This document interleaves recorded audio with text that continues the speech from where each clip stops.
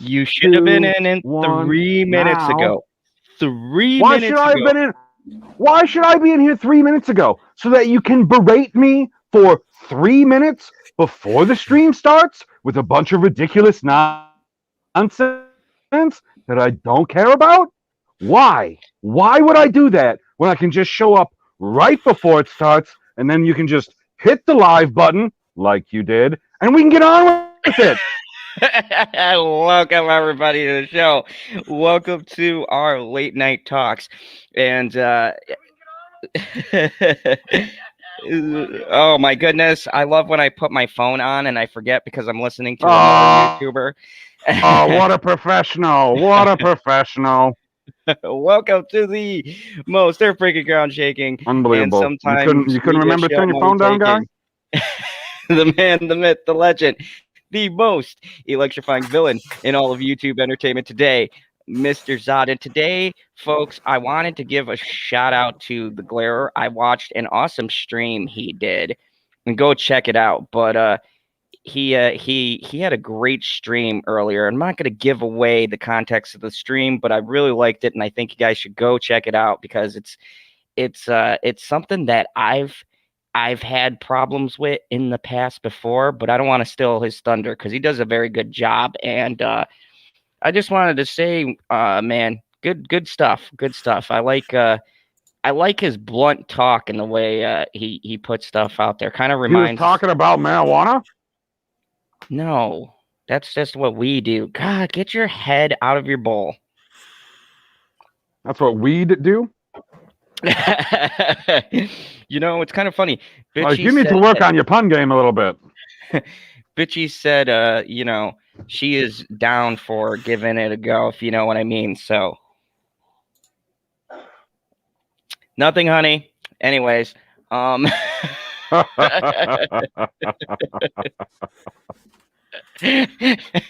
anyways, welcome everybody. You know, it's great because today's topics were out of the not what you'd normally see. I had nothing new until VA. Like you are a liar. Until VA, there's nothing really interesting on depth, but there is very interesting stuff going on in other crazy sections of pop culture, like the industry in general. Entertainment in general is just losing its mind. I don't know how to put it. Talking about my pop culture sections, unbelievable. That's personal. And yes, I'm sorry I couldn't make it. You know what the hell? I couldn't make it on the Johnny Depp review, but if you guys didn't get a chance, go check out Justice for Depp's channel. She had a great review on one of my favorite movies with Johnny Depp, and he plays Whitey Bulger. It's a very good movie, and they gave a really good analysis of the film. So definitely go check that out because I love that movie. For the life of me, it escapes me what movie it is because I just got off of a second shift and I'm drinking a little bit. So if I'm a little bit off, I apologize, but I need something after. Okay, so little side story. I'm at the mall, guys, okay, doing my patrolling thing. And I clear everything, close everything down. And I get these 11-year-olds, and I call them 11-year-olds because they're that preteen where they think they're smart, but they're really stupid.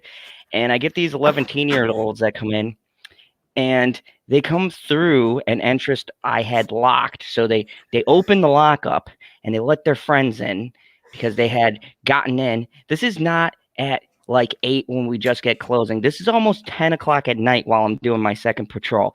And they look at me and they go, well, we didn't know the mall was closed and we were just going to cut through to go to the theater. And I'm like, so you didn't know that the lights were off, there was no music playing because we're always playing Katy Perry or something. None of that's going on. And you had no clue, despite the facts that the lights are completely off. Like, I literally am walking in the dark. That's how dark it is in this place. There's nobody around. And you geniuses had no clue that the whole entire mall was closed, despite all the gates that are down and all the security things that are on.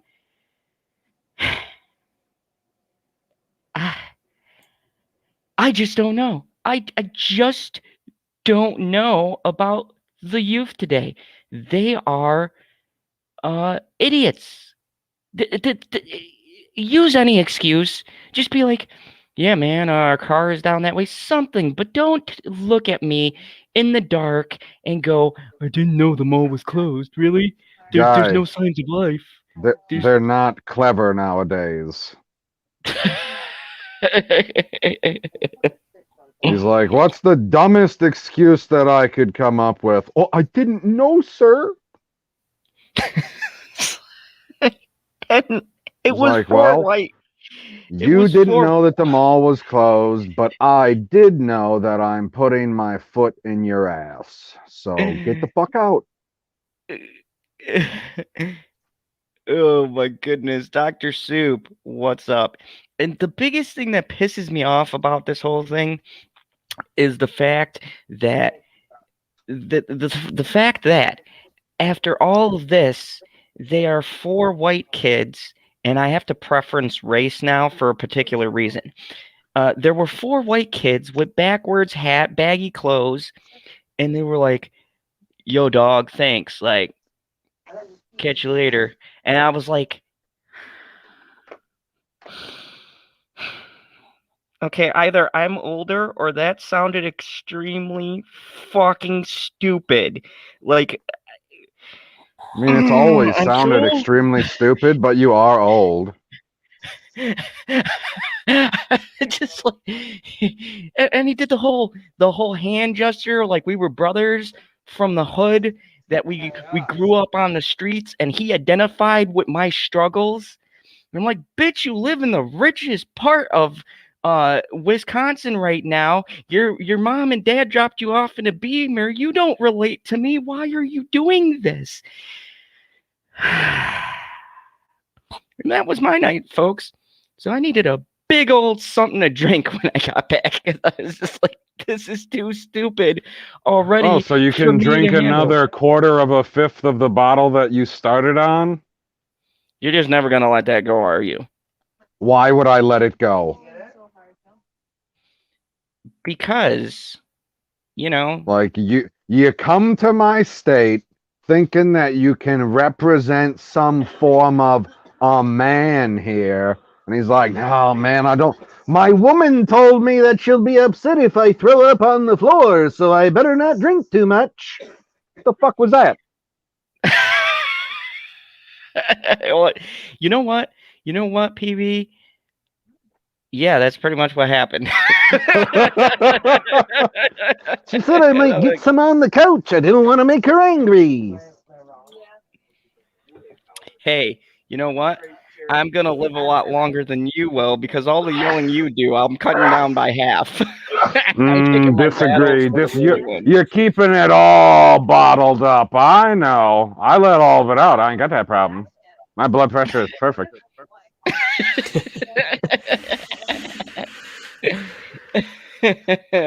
What about you, Husky? Who yells at you? Matey? Who yells at me? I don't know. Yes. What do you mean you don't know? Like, family members? You are a dog. People must be yelling at you all the time to do tricks, to go outside, go for a walk.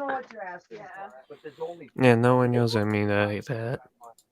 Speaking of dogs, let's talk about the LGBTQ I mean, I have been yelled at, but community. then I don't get constantly yelled at.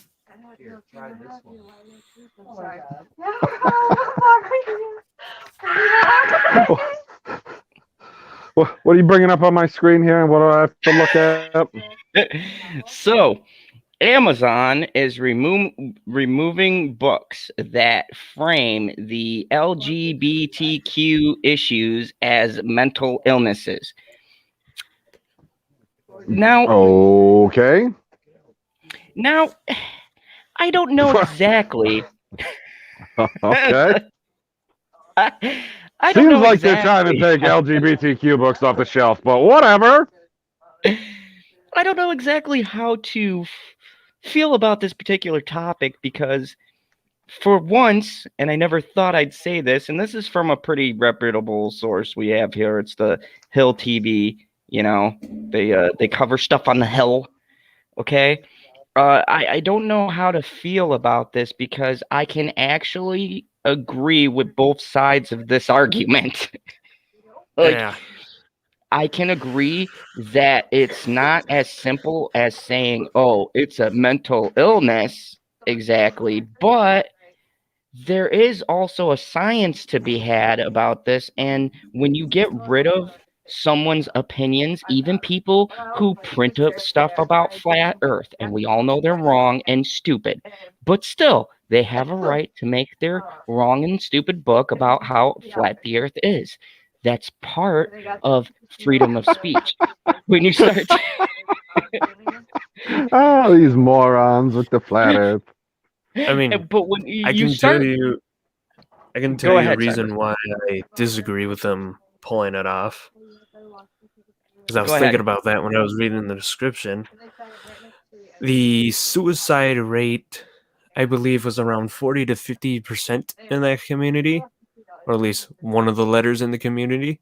One of the So you letters. removing something about mental health related to this, and if something's help supports that thing to help, prevent suicide and stuff, it looks kind of bad when you remove it.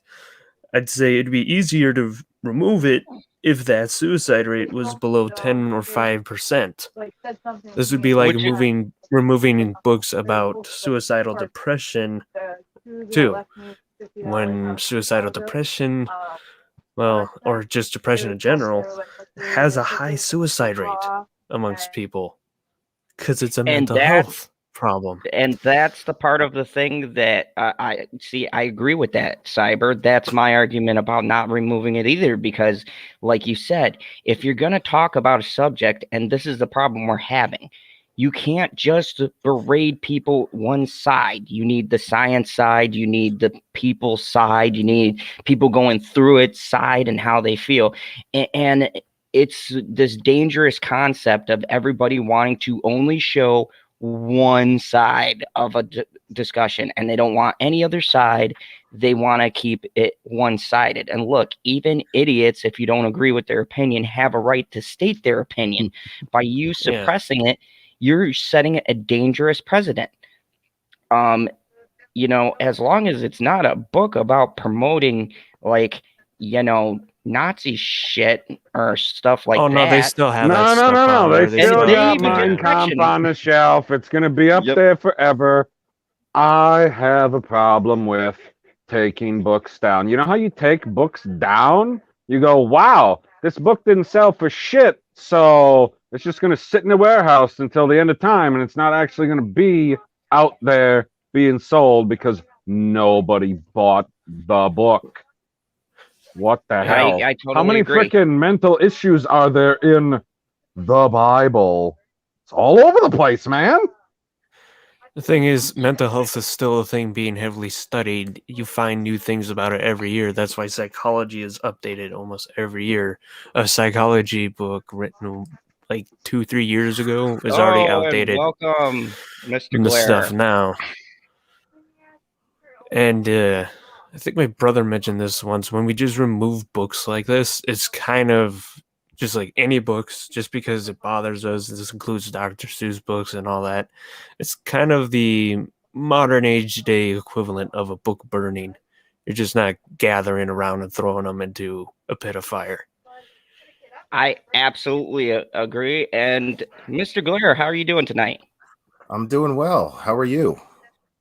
I am doing fantastic. What do you think about this whole trend we seem to be having? And I've showed these several times on these streams about people just, as Cyber put it the best, a sense of virtually book burning. Anything that people don't like now, they're just pulling it from shelves and erasing it. They're getting rid of everything. It's funny that you use that analogy, because that's exactly how I describe it. It's just modern day book burning. That's all it is. Cancel culture is modern day book burning. That's all it is.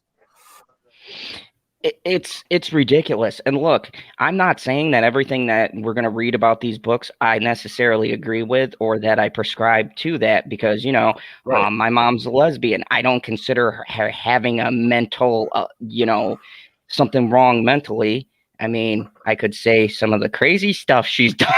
I was going to say, she might have mental problems, but it ain't got nothing to do with that. It has to do with, she had a son. Yeah, I don't think it's like CyberneticHusky was talking about earlier about the suicide rate. I mean, if everyone around you, people who you confide in, people you trust, people who you instinctively count on for guidance, and every single person around them are trying to get you to be and telling you what you are is wrong. Telling you who you are is wrong. Is it unnatural to want to die if that's the case? So to me, that's proof right there that it's not a mental illness. It's not some sort of deficiency. It's not anything of that nature. What it is just the way someone's built, and it's just that simple. I don't like lima beans, dude. You know what I'm saying? Some people do. Oh, you're the devil. You know what I'm saying?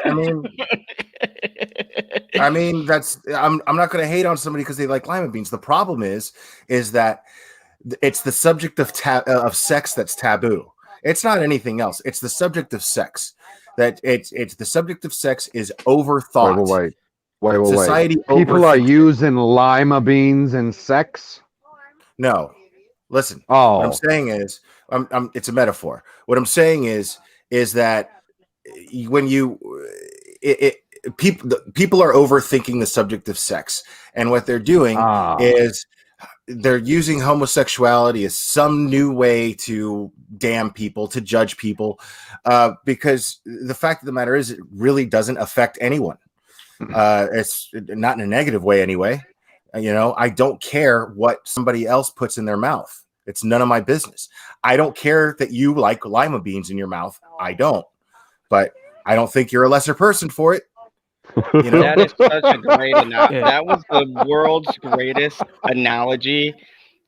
When I don't want to swear, I'm going to just say on like one of these not crazy streams, I'm just going to be like, you know what? Suck on lima beans, bitch. Because apparently suck a lima bean. Right? Here's the thing. Before we get into this article too, speaking of the books, is there any books that mention a little bit of mental health with this? So struggling with depression with by being gay or something, like a book could be talking about that. Is that removed, or is that stay? Or are they removing anything mental health related to that? They're just taking out. Well, whatever doesn't fit their agenda. Jeremy, thank you for the $5 super chat. I couldn't pull it up because screen share, but I did see you, and he did a cheers. Stone Cold Jeremy, just said cheers with a bunch of beers. So let's get into this, and as I read this, I want to get your guys' take because I think this is an important subject, and I actually do like covering this stuff and opening these kinds of discussions because I feel like we have a lot of level-headed people here in the chat who feel the same way that we do about this bullshit. And I'm glad you said in the chat. No, I'm not going to quote any of you pricks on the panel. PB. Thank you. I've been practicing. I've been practicing in the mirror every day. Amazon has made the decision recently to remove books from its catalog that frame transgender and LGBTQ XYZ. Oh, I'm sorry, I uploaded that. Identities as mental illness. The Wall Street Journal reported on Thursday. The move after 4 Republican senators, of course, Marco Rubio, Mike Lee, Mike Braun, and Josh Howley. Thank you. I'm not even looking at it. I just know who he is because I know things. Now here's a great quote. Sent a letter on February 24th to Chief Executive Jeff Bezos, who people equate with the devil. I just say a good businessman. Questioning he's more like why, Santa Claus, but whatever. questioning why, when Harry became Sally, responding to the transgender movement, was no longer available on What a shitty Amazon thing to platforms. That book should be kept on there forever, just for that name. That is the most spectacular name for a book I ever heard. I mean, I didn't know. I'm surprised when I heard you guys say that Mein Kampf was still on shelves and that it's always going to be there. Well, I mean, Forever. I think it should. You know what I'm saying? But not because I agree with it. It's a book. It's a fucking book. What if I want to know my enemy? Yeah, I don't want to be ignorant. Bingo. Why don't I have the freedom to choose not to be ignorant in my own way, shape, or form? Why? So when you give that control up, then the cost of giving that control up over yourself is that you're giving it to someone else, and I'm not willing to do that. They said, or Shalena said, they should ban the trash about AH on Amazon. That's $100 to buy, and a pack of lies about Johnny Depp. You butchered it. You butchered the comments. She said they should ban the trash book. Okay, I'm doing the best I can here, PB. Okay, small screen. Yeah, I know. You're doing the best you can with your reading abilities. I get it. You're such a son of a bitch. As to your specific questions about when every time I listen to you guys, dude, like I'll listen to PB and then I'll be like, Zod, you gonna take that shit? You gonna take that shit? Your guys' dynamic is fantastic. I fucking love it. I love it. That's been our dynamic for years. That's why we click, because I'm inevitably going to say something stupid. I'm self-aware it's stupid, and then PB makes me self-aware that it's stupid, and Cyber just goes, "Yeah, he's right." You know, you want to argue with PB you were trying to do on Perp stream on Wednesday. Yeah, Perp stream. I heard this guy on Perp stream on Wednesday. He's being all eloquent and bullshit. I didn't know what the hell was going on. And I have real quick, just to lighten the mood a little bit. I have some great news for all you Johnny fans, and I'm not trolling. Like, this is actually the opposite. I'm for the first time, I'm not trolling. I just finished watching The Professor with Johnny Depp, and I loved it. I absolutely loved it. And I bet a lot of people don't like it. Now, I think it was a little too American Beauty-ish, just not quite as creative, not nearly as creative, really. But there was a lot of similarities. But Johnny Depp's his character was extremely clever and really entertaining. And I really, really liked it. And I was like, I'm not expecting much. IMDb gave it like 6.5, and I was like, whatever. I've been meaning to watch this, and I watched it, and I fucking thought it was great. And I was wondering if anybody else watched it. You know, I'm in a Johnny Depp community. I couldn't wait to tell you guys. He's like, yes, I can finally. Like, nobody ever talks about this fucking movie when I want to talk about it. But I know where there's some people. You know what, Blair? That might have to be our next review. We'll do a review on The Professor. Right on, man. I'll be so down for that. Hopefully no, I have yet to see that one. The only thing that I was told was, how was it put to me that Barack Obama blows Johnny Depp in that movie? Is that right? The guy who, I thought that was him, the guy who played Barry in the Netflix movie about Barack Obama. I think that was him. Yeah. Same guy. Yeah. Very similar looking. Same guy. I don't know. I never actually watched the movie. I just remember seeing trailers for it or whatever. But okay. 100% the same guy. Yeah, spoiler alert. Since you said it, I didn't. But yeah, that's a thing. Oh, I'm sure everybody who's watching or listening right now has probably already seen that movie, I'm probably 5, 10, 15 times. Right. Yeah, I'm the last person here who hasn't seen it yet. And Zach Leary just said in the chat, look at that, an ad for Obama's biograph. Isn't that ironic as we're talking about getting rid of books? Anyways, that was a spicy take. I'm sorry. My evil thoughts and opinions came out at that point. As to your specific question about when Harry became Sally, the greatest book that should be celebrated for being made, because that title alone makes me want to find this and read the hell out of it. I am going to search the dark web if I have to find a copy of this amazing audio book recording, whatever. When Harry became Sally, they should win an award just for that title.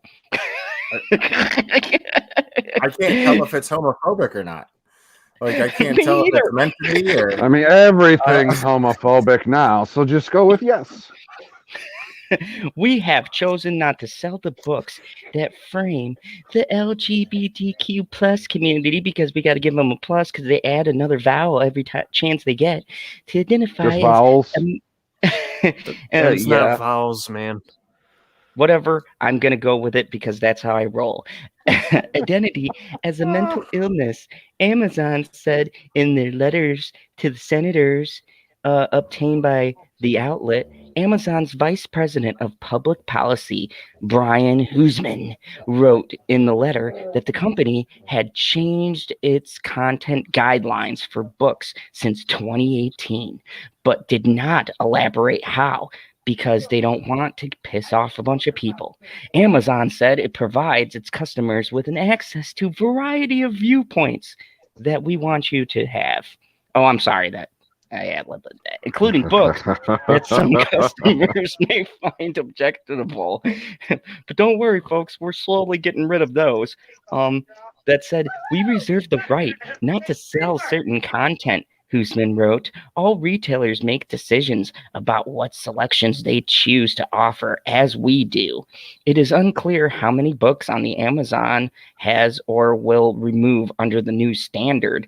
The Hill has reached out to the company for comment. When Harry Became Sally, published in 2019, was written by a conservative scholar. That's pretty convenient.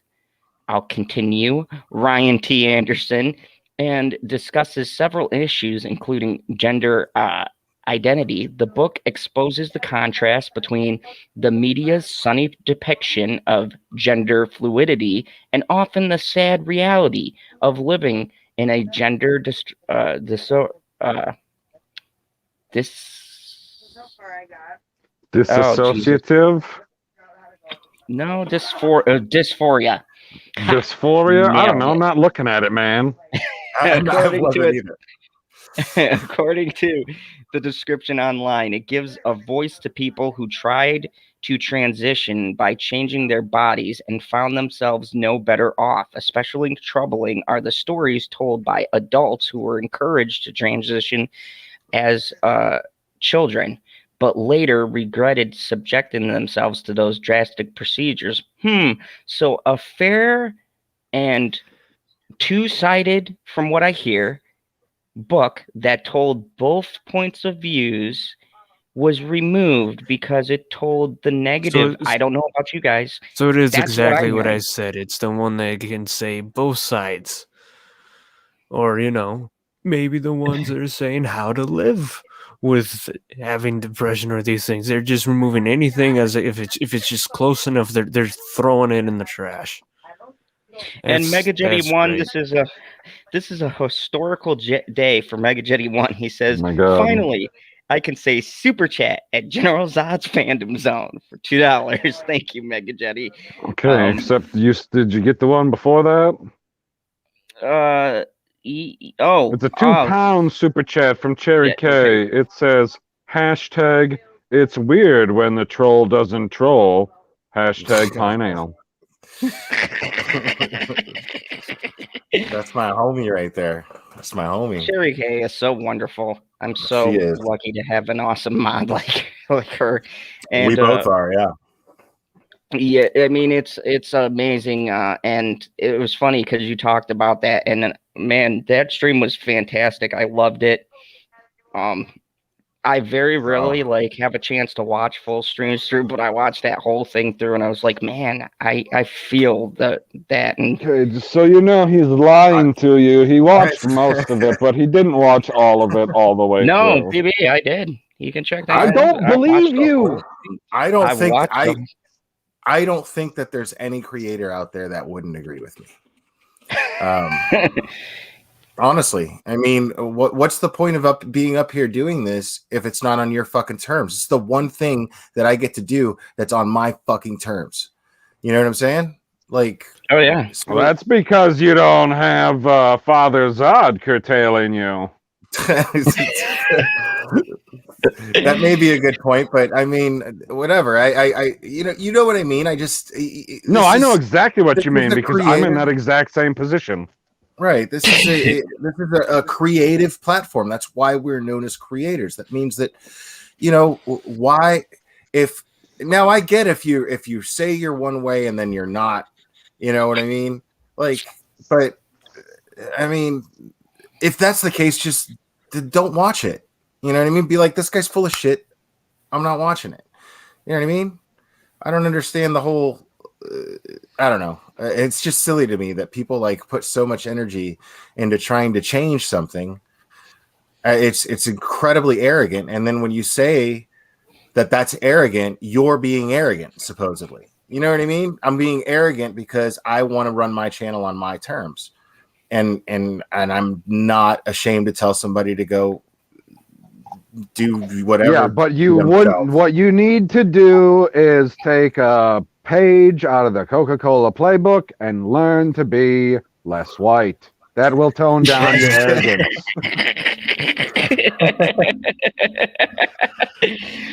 I mean, but that's apparently you can do that. Apparently you can do that. You know, when companies do things like this, though, they're always trying to hide something, right? Right. Trying to hide something from the reality. Coke, it was what they're trying to hide is that their founder was a Confederate. I mean, yeah, it's Atlanta, dude. You know, a crack addict Confederate. Right. I mean, sorry, not crack Coke.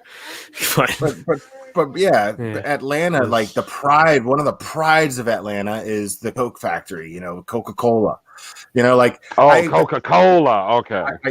I used to live in Atlanta, and I prefer Pepsi, and it's more than one occasion where a stranger saw me drink. More than one occasion where a stranger saw me drinking a Pepsi and went, that's I mean, jokingly, but they're like, that's blasphemous here, right? You can't be drinking Pepsi in Atlanta. What's wrong with you? And I'm just like, well, it tastes better because I know it was going to piss them off even more if I said that. I'm always trolling. What can I say? But they take super. Yeah. Now what are you barking at, you fucking pricks? And welcome to the Fandom Zone. So, here's an interesting point that they make. They say the publishers of the Encounter book with the release title said this statement to the WSJ that everyone agrees that the gender dysphoria is a serious condition that causes great suffering. This is a debate, however, which Amazon is seeking to shut down about how to best treat patients who experience gender dysphoria. They added, calling the book an important contribution to the conversation. Amazon is using its massive power to distort the marketplace of different ideas and is deceiving its own customers in the process. Anderson and Kimball said in a joint statement. Conservatives have framed the book removal as censorship, railing against Amazon, who's continued to sell the controversial or problematic books, and we just said this, Mein Kampf and the Communist Manifesto. Did they sell the Mussolini's fascist doctrine? Probably right next to those. For you can $20.99 plus free shipping. Public domain. It's public domain. You can look at it. I dropped it in the chat. It's very interesting reading that and how these people work, though. It is. When Harry Became Sally prompted important discussion in the national media among policymakers in 2018 and remains one of the most vigorously researched and compassionately argued books on the subject. The senator wrote to Amazon last month, by removing this book from marketplaces and services, Amazon has unabashedly wielded its oversized market share to silence an important voice merely for the crime of violating woke groupthink. I agree 100%. Amazon denied that the book's removal was part of a broader campaign against conservative material and voices. We offer customers across the political spectrum a wide variety of content that including disparate opinions.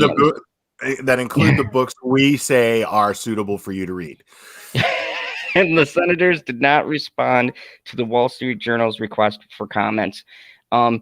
So this is my take on it. And, I don't like to get ultra political, but I find it kind of funny that you have books about a communist manifesto, you have Mein Kampf, but yet you get rid of a book, which I did look up the book reviews and things on it from people who have read the book, and they said it was a fair and impartial just study on these different groups. And oh my God, you're supposed to have like 2 test groups in a study? That's how science is conducted? You're supposed to have a group A and a group B, and not everything's going to jive with each other because it's controlled. What? They don't care about science anymore. Now it's about the science. Like, this is ridiculous. How is it that I can have a book about a fucking rock from the High Republic with a bunch of racist writers talking about a rock, and it's like New York Times bestseller and like number 10 on the Amazon list or whatever it is?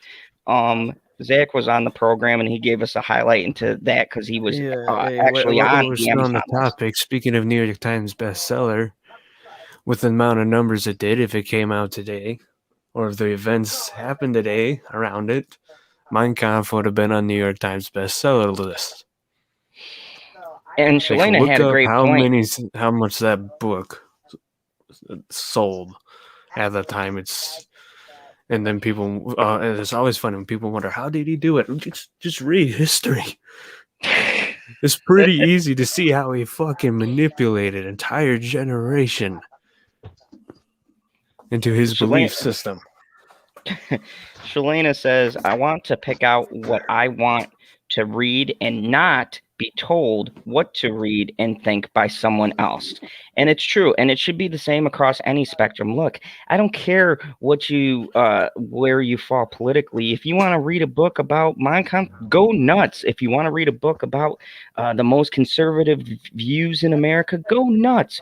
If you want a freaking Glenn Beck book, do you, but you should have the option and the right to choose whatever it is that you like, because these people forget entertainment. You want the book on the Church of the Flying Spaghetti Monster? Go ahead. I know that's still on there, and that is 100% a joke. So not 100% a joke. It was made by a teacher that had to explain religion without using religions. I mean, free market dictates that a publisher and editor decide what book is going to sell, and then they publish it, and then it's up to us to decide whether or not we want to buy it. I mean, that's just how it works. It's always worked that way. It's how it should be. And now we're getting to a place. Now here's the thing. How are we not going backwards if history is repeating itself? Because at one point, somebody like at one point, a very brilliant black author would write a very brilliant book, and a publisher would be like, oh my God, people would boycott us if we put that out there on shelves. If we printed that, people would boycott us. People would stop buying all our books, right? So, but now we're at a point where, guess what? Oh my God, this entire community is going to boycott us if we don't. If we print these books, if we don't take the books off our shelves that they tell us to take off. So guess what? You're no longer in a free market anymore. which means that that's a symptom of not being in a free country. And this is very, very dangerous. People don't seem to understand this very slippery slope. I thought I muted myself. Oh shit! I didn't mute myself. Oh my god! Whoops.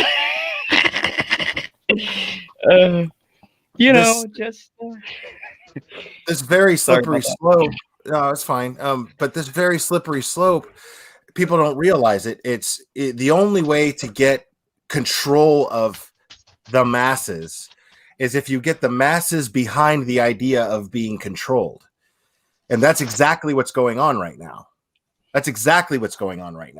You're getting people to go, somebody do something about this. We have an entire society right now with the attitude of somebody do something about this. We no longer have the attitude of this is what I'm going to do personally about the situation. You know what I mean? Nobody takes any accountability. I know exactly what you mean. I didn't mean to laugh at your point. I was laughing at the chat because Janie Davis said, one day he's going to take a dump on stream. Here's the mystery. Who knows? I haven't already. Oh my god. No, we're saying like we're going to be able to see and hear you one way or the other. Take the dump on stream, not, oh, I'm going to mute and I gotta do something for 5 minutes, guys. I'll be right back. Talk amongst yourselves and you take care of business. We're talking about we know what you're doing and we don't need to know it. This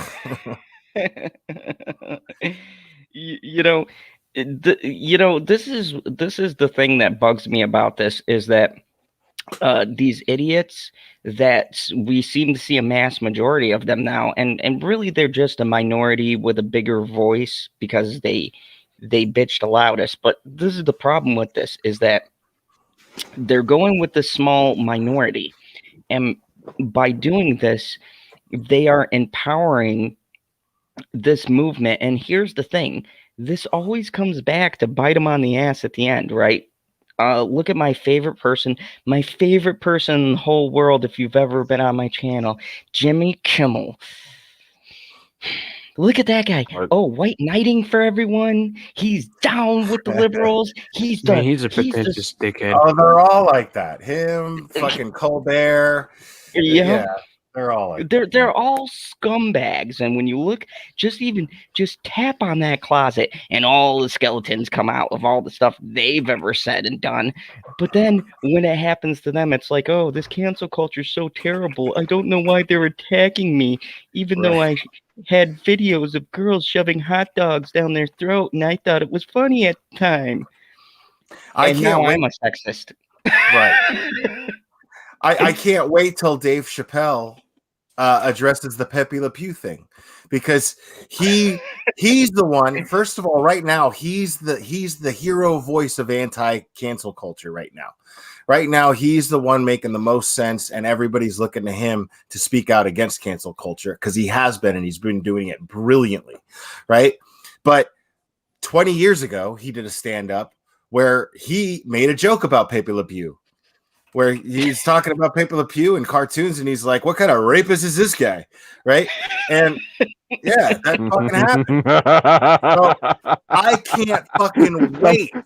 Someone's a little behind the 8 ball there. I mean, it's a very famous stand-up. So I guarantee you, I mean, people right now are going, hey man, he's gonna make a joke that's like, I'm not gonna say shit about Pepe Le Pew, so shut up and leave me alone, or he's going to say something absolutely brilliant about it.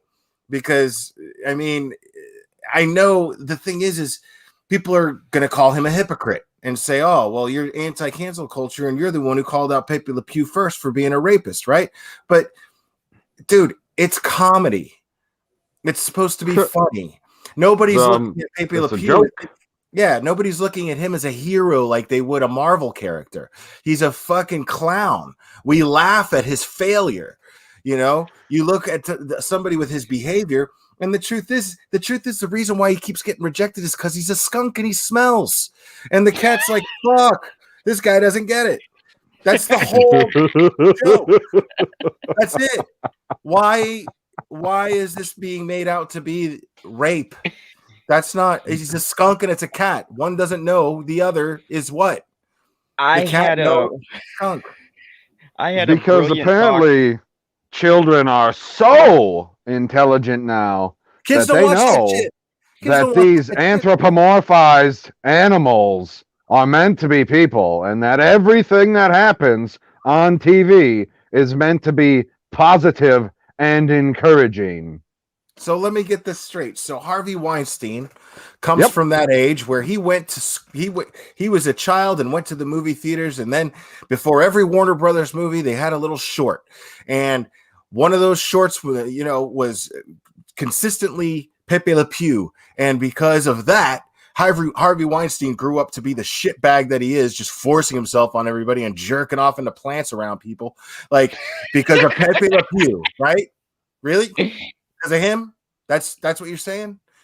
I mean, come on, dude. That's what somebody out there is saying. That's not what I'm saying. That's ridiculous. That's what a lot of people are saying. And it's scary because I don't understand it. Scary because a lot of people are saying it's like that movie. And that's why Invaders from Mars. Everybody's just I feel like an Invaders from Mars. And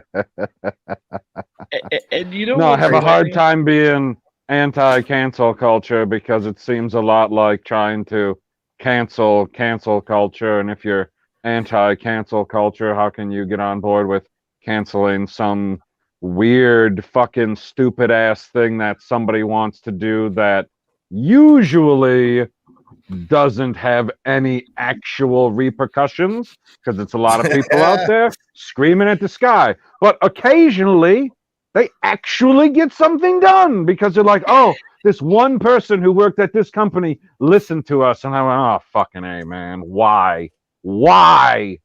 They weren't going to support you in the first place. They're not going to support you now. If anything, they're only going to ramp up more because you've admitted to the terrible thing that you've done. And you know what's great? I have a friend of mine at work named LaShawn, and we were talking about this, and he goes to me, you know what, man? You know what really gets me? They're talking about this Pepe Le Pew thing, and how he was this horrible person, and he was doing these things to women. How come there's no love for my boy Johnny Bravo? And I said, this is an amazing counterpoint. He goes, can we get the fact that Johnny Bravo used to get his ass kicked by women and he didn't say anything? He just said, hey there, mama, and she smacked the shit out of him. No one's talking about that. Right. I gotta bring it up tonight. I gotta bring it up tonight because where are all the cancel people going? Why is Johnny Bravo being assaulted every show? And all he said is, hey there, pretty mama, and he gets punched and maced. And what's funny about it. Bad looking. Right. That's exactly what's funny about it is that they fail. That they fail in their efforts. You know what I mean? Like at no point does Pepe Le Pew oh, most of me, and then start punching her. You know what I mean? He doesn't do that. I mean, okay, so we're talking about, let's say, actual animals. I mean, he could go up and actually do rape because that's what most animals in the animal kingdom do. They're like, yeah, I know I'm in heat, but I don't really want you to touch me, but it seems like you're going to keep touching me, so here we are. It's kind of true. It's kind of true. Like, I mean, I don't, but that's the thing, I don't know any kid. I don't know any kid that tried that tried to fucking build a fucking rocket ship and ride it to fucking catch another kid. You know what I'm saying? I don't know one. Why aren't we pulling up? Why don't we pull up stuff on Wile E. Coyote? Okay, that's what I'm saying. Maybe there's kids who were setting traps because they thought it was gonna. What about SpongeBob? God knows the shit that was promoted on that show. Are you kidding me? I mean, let's just take everyone out. This isn't about them. Assassinate the whole cartoon roster. I completely agree. I completely agree with what you're saying right now. Get rid of Phineas and Ferb for promoting creativity. Yeah, you can't have that in this utopia. They made a episode on that because it's not about them having a problem with, so it's not about the thing that they have a problem with. It's just about them having a problem with something and them wanting to get their way. They want to fucking stomp their feet and cry and bitch and say, this is what we want, and have that kind of control. It's simply about control. They don't fucking care. No, nobody actually, dude, there's no fucking way you're going to convince me that there's a person living, breathing with a brain that is genuinely offended by Pepe Le Pew. There's no fucking way. You're a cartoon character if you are. You're not real. That's not a thing. There's no fucking way, dude, that you actually are offended and you're a grown-up by Pepe Le Pew. You know, it's funny. I think I mentioned this like when we were talking about it, is like the same people who get upset about these characters and then cancel them are the same ones that say, oh, it's just a fictional character or something when they screw up a character story.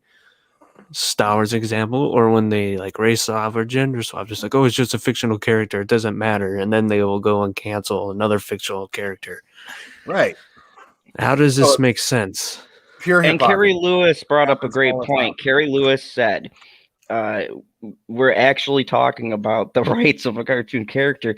This is the point, Carrie. This is the sad point. We're not talking about the rights of a cartoon character. We're talking about your right to watch that cartoon character or tell that cartoon character to fuck off. It's your right to do either one. That's what we're talking about. Not who cares about the cartoon? I don't care about the cartoon. Yeah, and that's the thing. Well, she said, have I really tuned into a conversation debating the morals of a cartoon skunk? Oh, Zod. And that's the thing. That's the sad thing, Carrie, is we have to talk about this shit because the media makes us bring this up because it's so stupid. It's so ridiculous that we're grown men talking about why they shouldn't cancel. Just think about it. You framed it perfectly. Think about it. There's grown men talking about Yeah. This is as intellectual as the conversation gets these days. Because what we're doing is we're genuinely discussing the state of the world's affairs. Right now, we're discussing the state of the world's affairs. This is a deep intellectual conversation. And it's boiled down to we're talking about Pepe Le fucking Pew. That's crazy. That's where we're at today. Being no less an encouraging rapist for young kids, apparently. Apparently, we're all. Because I still don't understand how anybody gets that in that cartoon. At no point, like I've watched way too many of those because my dad liked Looney Tunes, so I was like, hell yeah, there's our Looney Tunes every Saturday. I watch the Looney Tunes, and usually you get the little Pepe Le Pew segment. And I was like, okay, this guy is a terrible, terrible ladies' man. That is all I ever got from that. Ever. I was like, he ain't got no game. Right. He don't know what he's doing. Right. He just keeps getting rejected constantly, and he just can't stop going after a cat. Yeah. You know what's hilarious? What a moron. She is in the other room, and she sent this chat. She said, so that means Pepe is actually woke since he doesn't care about race. I think it goes beyond race. This is the Tao of Pepe Le Pew right now is what's going on here. We're like philosophically breaking this guy down. It's the weirdest conversation I've ever had, and I'm loving it. It's like far and none the weirdest conversation I've had on YouTube so far. Thank you for this. No, man. Welcome to the fandom zone. We get deep. Like people never knew. We got philosophical about cartoon characters because that's where I've done that with my friends, you know. Yeah. Like, and you know what's the saddest thing is I'm looking at the chat and, you know, people with the jokes and throwing that stuff in, but it's true because the chat agrees with us. This is so ridiculous. They're legitimately angry, but these people don't care about your chat, my chat, any other channel who's going to cover this chat because they don't care about that. They care about this small subsection of these Twitter warriors who are 11 getting on their little keyboards and talking about how they're so angry because they learned a new word, even though they don't know what that word means. And they like to throw it around at you. You're a bigot. What's a bigot? It's about diversity. Maybe you need to go back to class and study what bigot means, you dumb bitch. Yeah. That's the breed. That's the breed of male today, man. Either it's some dipshit who doesn't have a girlfriend, or some dipshit who has a girlfriend telling them to act like this, or she won't give them any. That's what's happening. But nobody has an opinion of their own. You know what I'm saying? Nobody has an opinion of their own. I mean, I got opinions about my opinions. Right. Yeah. Are you guys ready to get really controversial? Because we're going to piss off a new subsection. We're going to talk about Zack Snyder, and I love how I get people in the chat. Keep a close eye, because I always get that one asshole who's going to come into the chat and go, "Are you talking about the next Jesus Christ of cinema? Are you talking about the God of everything imaginative?" Is that supposed to be funny? No, like, that's how these people think, Claire. Zack Snyder sucks, dude. Fuck Zack Snyder. No. I got some pictures. You want to see them? Dude. Let me get them up. This isn't even fake trolling. This isn't even like bring the pictures fuck up. Zack Snyder. Like, it fuck anybody. It's under my folder, False Prophet. So hold on, let me get them loaded up. Cinematic scholars, please defend Zack Snyder to me as the greatest. Please. Like, I would just love to know how. In what realm, anywhere, that he does anything. Because this guy above you here, he loves himself some Watchmen. I like Watchmen. Here's the thing: Watchmen was cool. It was a pioneer of its kind. Like I hate it. It was the first superhero movie that was graphic, that was more human than any other superhero movie ever done. I'll give it that. But that had hardly anything to do with Snyder. You know what I mean? It's based on a graphic novel. You know, and he adapted page for page.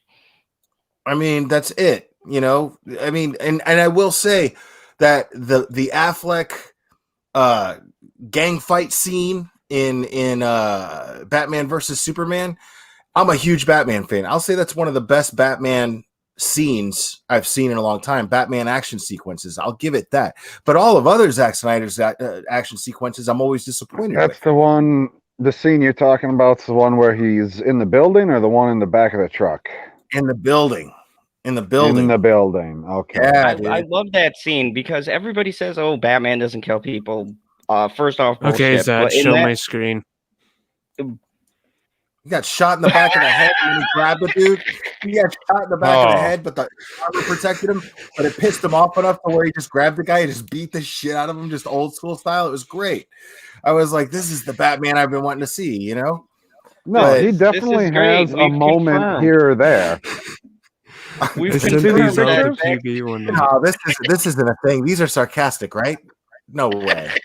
I looked up Zack Snyder Jesus pictures, and this is what I got. I mean, I used, which one was it? The upper left one in a thumbnail that I did on a video. People didn't seem to like the video. I don't know why. It's because they're crazy cultists who think that this guy is the only bright spot in all of DC Comics. Zack Snyder is the only person who's ever done anything right for DC Comics. And I was like, wait a second. I'm just gonna throw out a name, just one name. I'll say Christopher Nolan, and then you can shut the fuck up and we can move on with life. Yeah, I agree. Claire, Jesus Christ. We're not trolling you. This is a... can't even say this with a straight face. This is a serious thing. Claire, this is serious.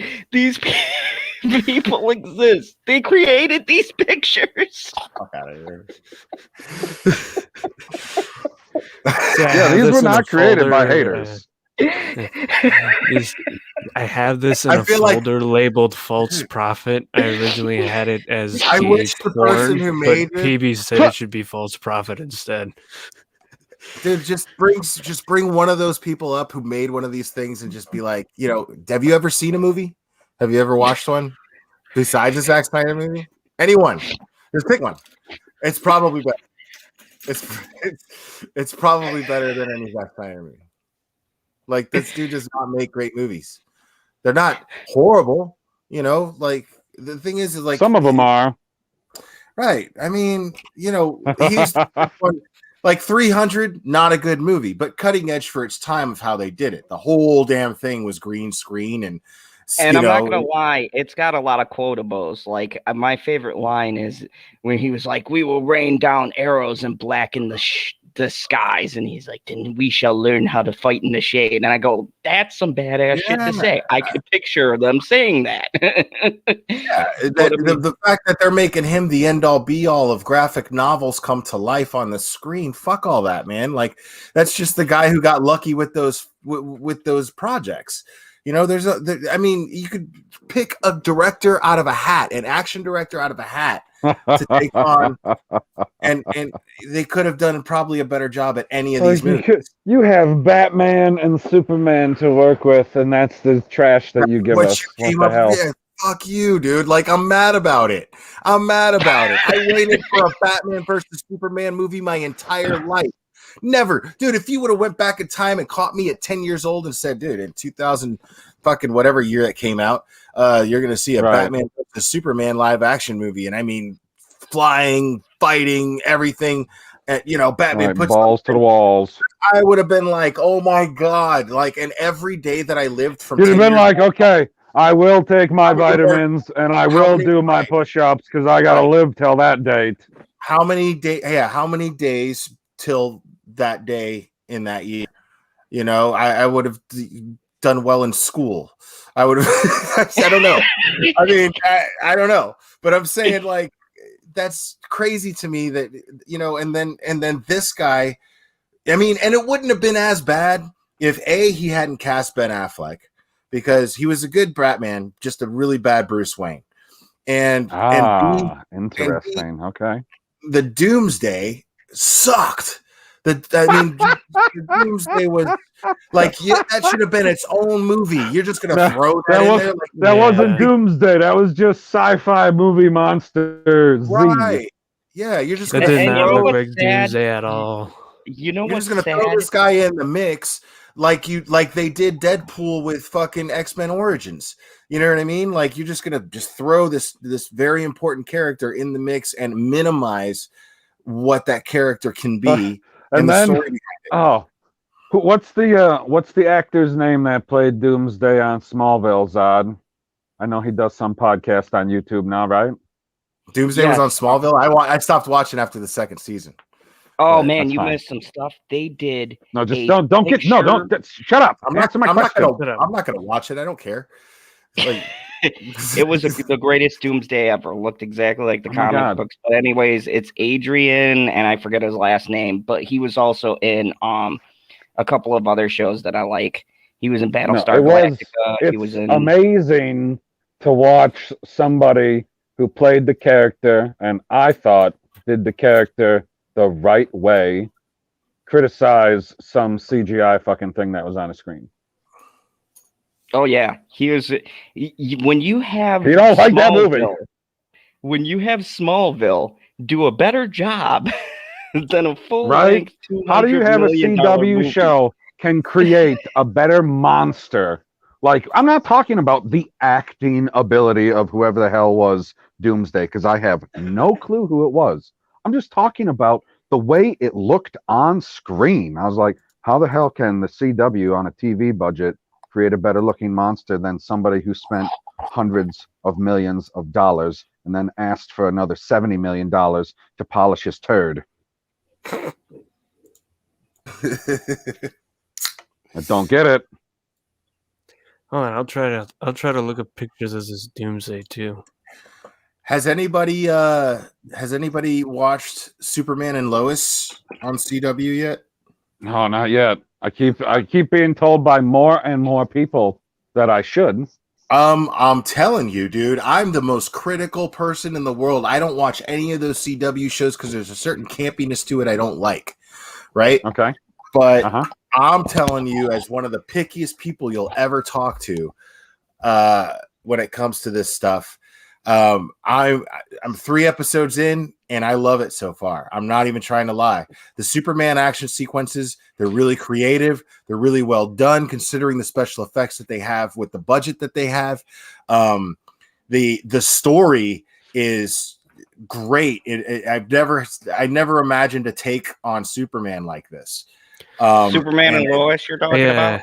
Yeah, I don't want to say give something anything about away. Doomsday while I'm looking it up right now, because it does show like the suit like in lighting like from backstage or something.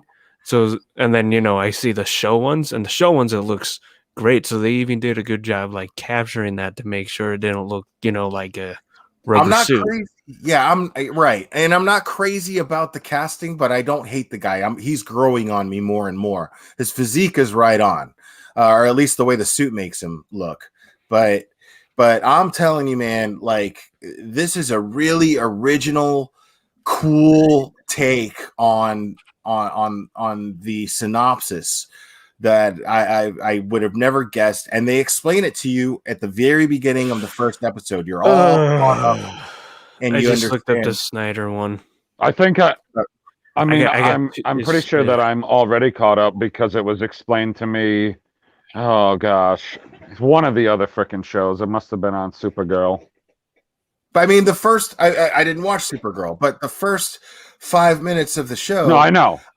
I'm like, okay, I'm listening, and then I mean, they managed to take the campiness of a CW show that you're supposed to have, and I guess they kind of incorporated a little bit of that darkness that Riverdale has, which I hate, by the way, because I grew up reading Archie comics, and I'm like, this is but like they did. I mean, yeah. So this is Smallville. The Chad Doomsday versus the Space Scrotum. And someone gave me the name. It is Sam Witwer, Unbelievable. who played Doomsday in Smallville. Okay, that's Smallville. Oh, it's a good thing you had his name completely wrong. So that's the comic, right? That's the comic accurate version, and then whatever the hell this is over here. The totally ridiculous Zod's Blood created this Zod's Blood Mother Box combo. Don't forget the Mother Box. And people think this is a good story. This is you can't even do a better story than Young Justice, and it's a goddamn cartoon TV show. Yeah.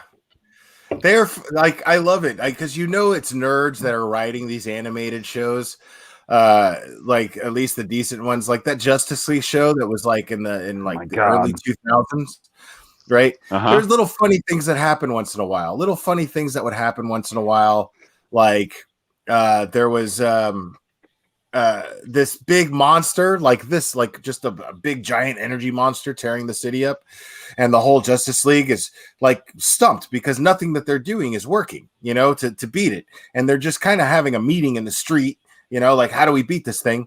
And they're all spitting out ideas, and everybody's kind of got some decent idea, and then Superman's like, well, why don't we talk to it, maybe reason with it? And it's real subtle, but everybody just kind of stops and looks at him and ignores his comment and just keeps talking like Superman's all stupid. And he's like, and if you're, if you're an adult and you're watching these cartoons that are kind of meant for kids, they have these little things to catch that are really clever. And these are just fans who are just having fun in the writing room, writing this shit. You know what I mean? I enjoy watching out for things like that, but I don't know. So here's something we can all enjoy because we're going to add to this conspiracy theory about the WB. Ooh, The Walking Dead. Yeah, that episode was a baller. All right. Anyways, the WB reportedly blames Zack Snyder for Justice League's poor performance. Let's read what this is about. Wait, what? Say that again. What's that headline? The WB blames Zack Snyder for Justice League's poor performance. I wonder why they didn't release his cut. Now I'm gonna watch AT&T bought him. I'm gonna watch the cut because but I Oh, know. Blair, do you want to be on the panel with me, Perp, and PopCulturePb about the Zack Snyder cut? And I assume Cyber will be there too.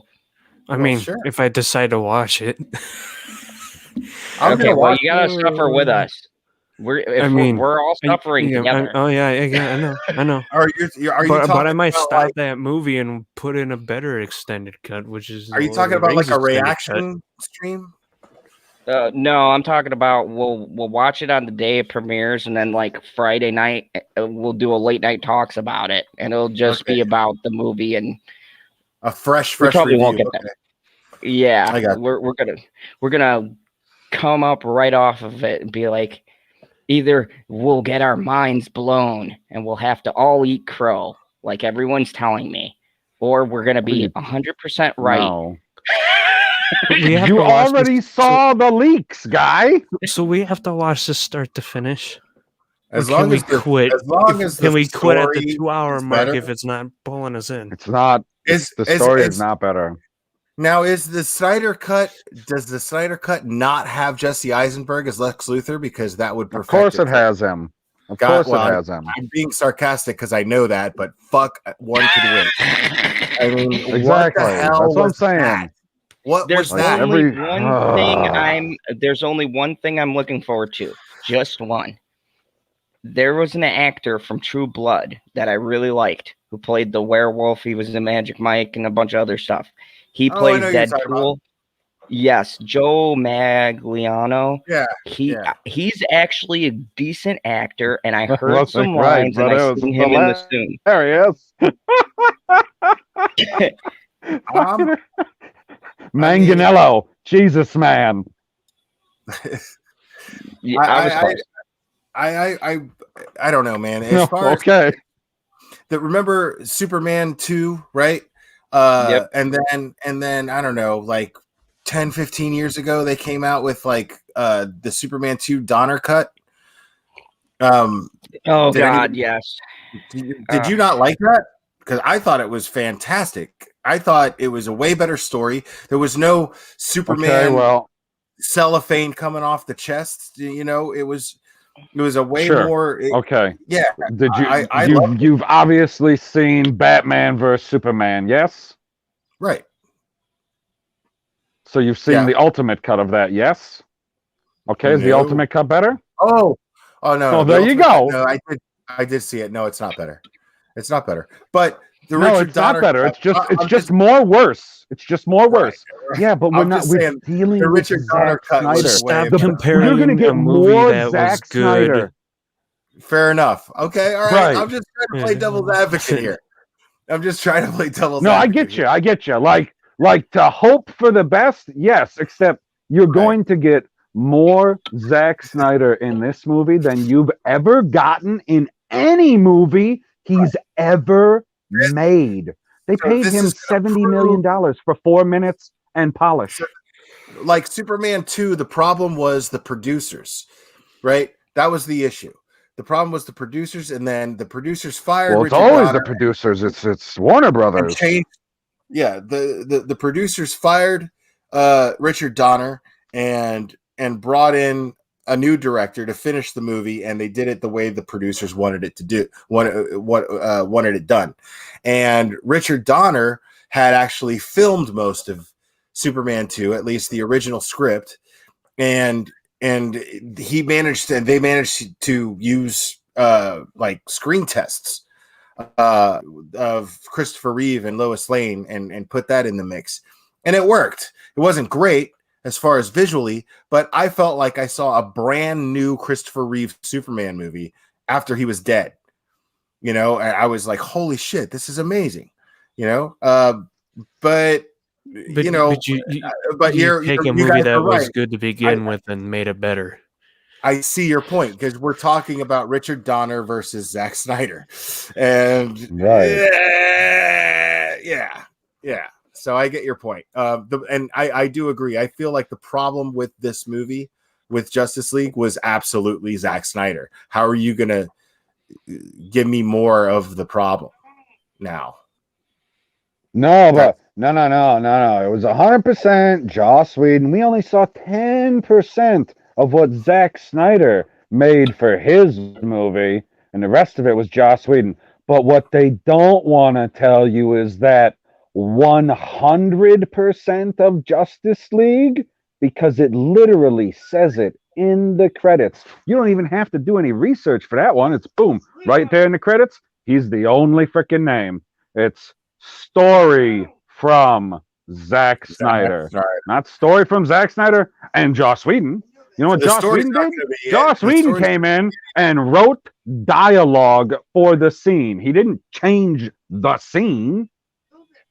Right. So what we're looking at right now potentially and probably is what they did with Doomsday is what they're probably going to do with Black Suit Superman. They took a cool concept and screwed it up, and they probably did the same thing with Black Suit Superman. Because I'm going to get to that in a second because this is a short article, and I'm going to read through this, and then I want to address that because I have very strong feelings because one of my favorite comics of all time is the death of Superman and the return of Superman. And I swear, as God is my witness, Zach, if you mess this up, I will find you and I will end you because I don't want to mess it up. He's going to mess it up. And here's the thing about the death of Superman. We have to be realistic about what that is. That even in the comic books, Superman comics weren't selling. How do we sell more Superman comics? Well, you kill him. And that's exactly what they did. And it was genius because it worked. It was genius. That idea was shot down originally, right? Of course, you can't kill Superman. Yeah, well, no, it came way before those comics were going down. They thought of that a lot, and then because at first it was like, oh no, we don't like that idea. But when they started going down, they're like, you know what? That's a great idea.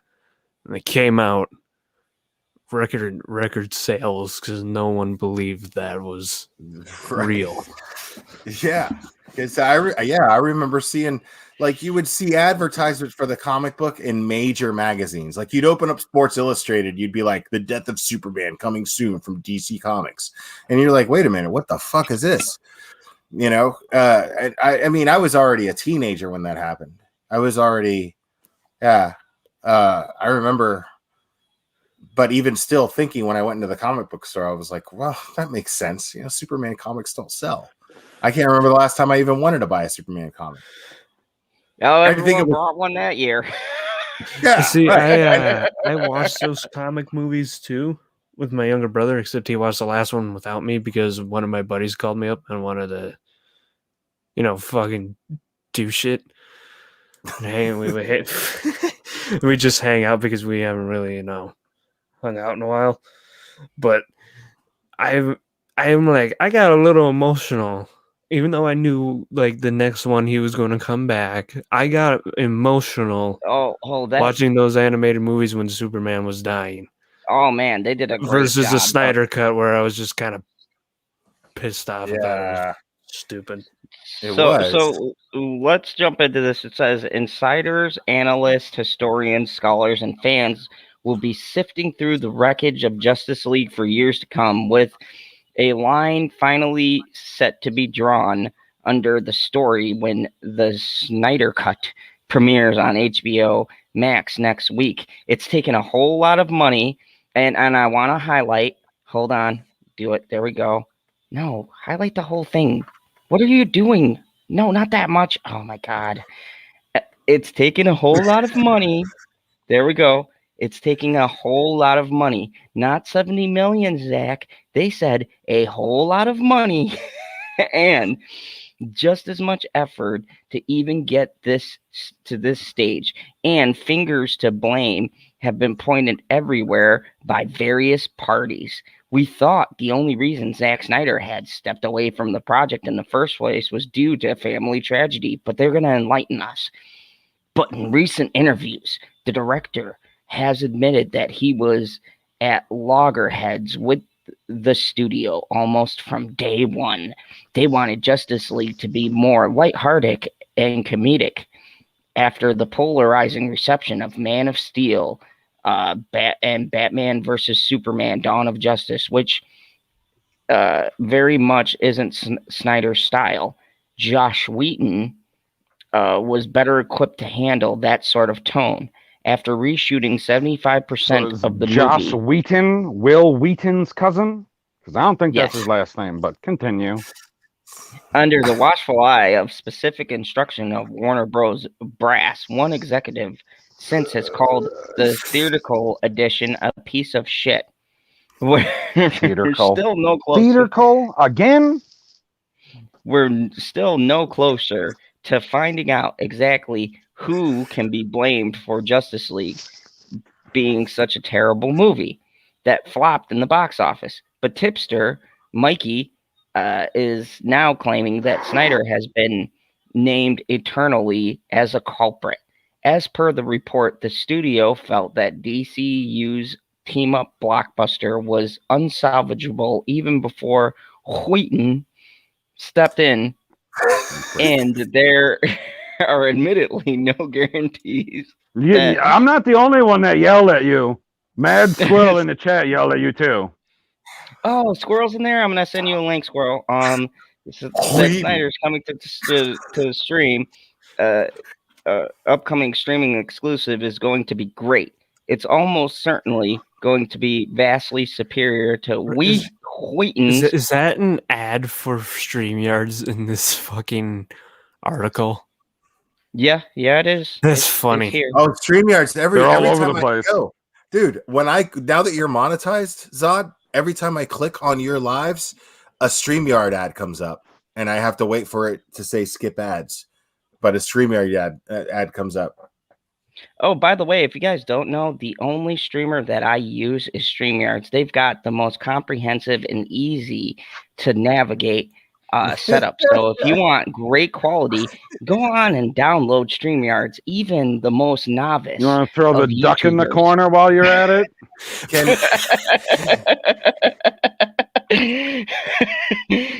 I am such a whore. The check was fat and Zod's a little whore. It's so sad. We can get him to change his views for the right amount of money too, maybe. There's gonna be little memes of General Zod, and it's just gonna show me with a bunch of marketing things, and I'm on a street corner at this point. No, they're gonna just put your face over Scrooge McDuck jumping into money. Instead of money, it's just a bunch of sponsorship deals. Cyber, you need to make that meme happen. I don't know how to do Photoshop, right? Well, I mean, I could make it video format. Yeah. All right. Just send me pictures of all the people you want to be sponsored by. K8 said, I came back to Zod being on a street corner. Welcome to the fandom zone. Yeah, learning how to say Whedon. I met Zod on a street corner, so yeah, That's he disturbing. was like, You he kept was driving. hey baby. Oh my god, I'm so I got not some getting StreamYard cash for you. I'm so not getting the little commercial on the stream. I'm so not getting. Yeah. Like you and this. Like, did you specifically have a conversation about middle commercials? Like, was that a phrase that he used when he was talking to you? Stream from your corner, stream from your yard, StreamYard.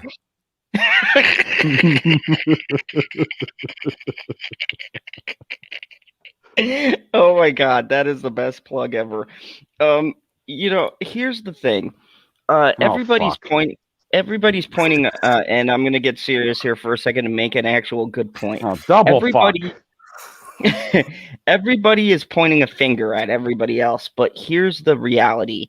And I know there's going to be some Snyder fans who click on this because they see I put the hashtag Snyder Cut, and they're going to go, oh, here's another cultist member who praises the Lord Jesus Christ, Zack Snyder. Dude, you're You put the hashtag. You only put the hashtag on Twitter, though, guy, because the only hashtags that I can see on the stream are hashtag Amazon and hashtag LGBTQ. Good. I wanted them to come. I'm sure you did, but I don't think that they care about Zack Snyder at all. I mean, they probably think that he sucks just like the rest of normal society does. I love it, dude. Dude, your contempt for Snyder fans is hilarious to me, dude. I'm fucking loving this shit. No, because these people, I got into an argument, and PB remembers this thread. Like when you talk to somebody for years and years and years and years, and they just tell you one simple fact: it exists. It's 2 freaking words. They're like, it exists. It exists. And I was like, well, if it exists, like, why? Just show me. They're like, well, I can't show it to you. I can't show it to you. It's on Zack's hard drive, and that motherfucker is firewalled. And I was like, okay, so you can't show it to me. Oh, but Batman, he saw it. Aquaman, he saw it.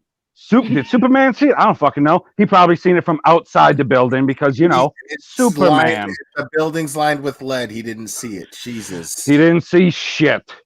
Exactly. Nobody saw shit. Like having a bunch of random fucking scenes on your hard drive at home does not a cut make, Zack. Like, I could do that too. Okay, I'll just take a bunch of scenes. I'll throw them on my phone and be like, boom. There's the PB cut of Justice League. Pay me $70 million. I'll spread it out. I won't take a dime. Apparently, that's what we're hearing too. He's doing it just for the fans. It's just for the fans. If you're doing it just for the fans, just fucking release it. You didn't have to sell it to HBO Max because it's the Snyder cut.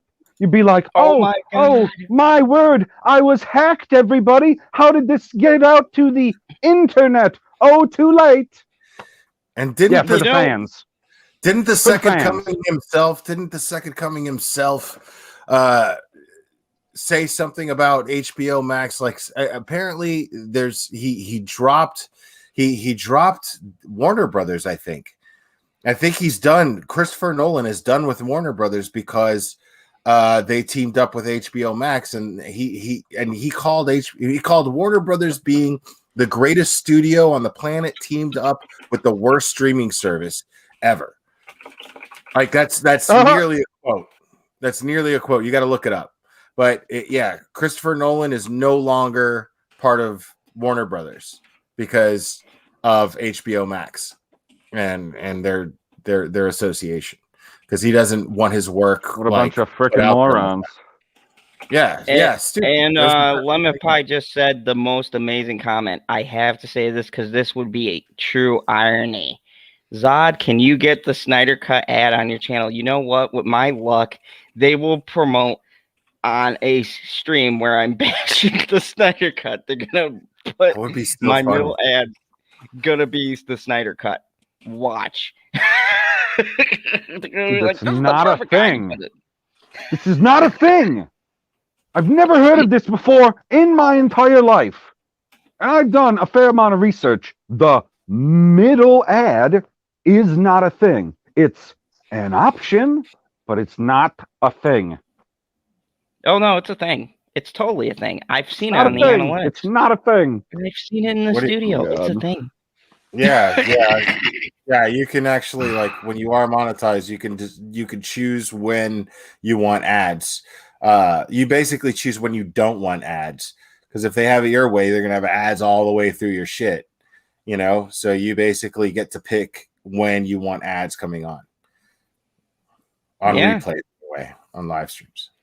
But so you create the middle ad, not them. You don't create it; they pick the ad. You just no. But you determine because you hold on where you authorize the ads, the ads. No, I understand all of that. I'm getting to the point of, because you said you determine which videos are monetized, because I understand that, because let's say you were doing something for charity and you didn't want to make money off of that particular video, you'd have it go unmonetized, and then nobody makes money off of it at all, right? Right.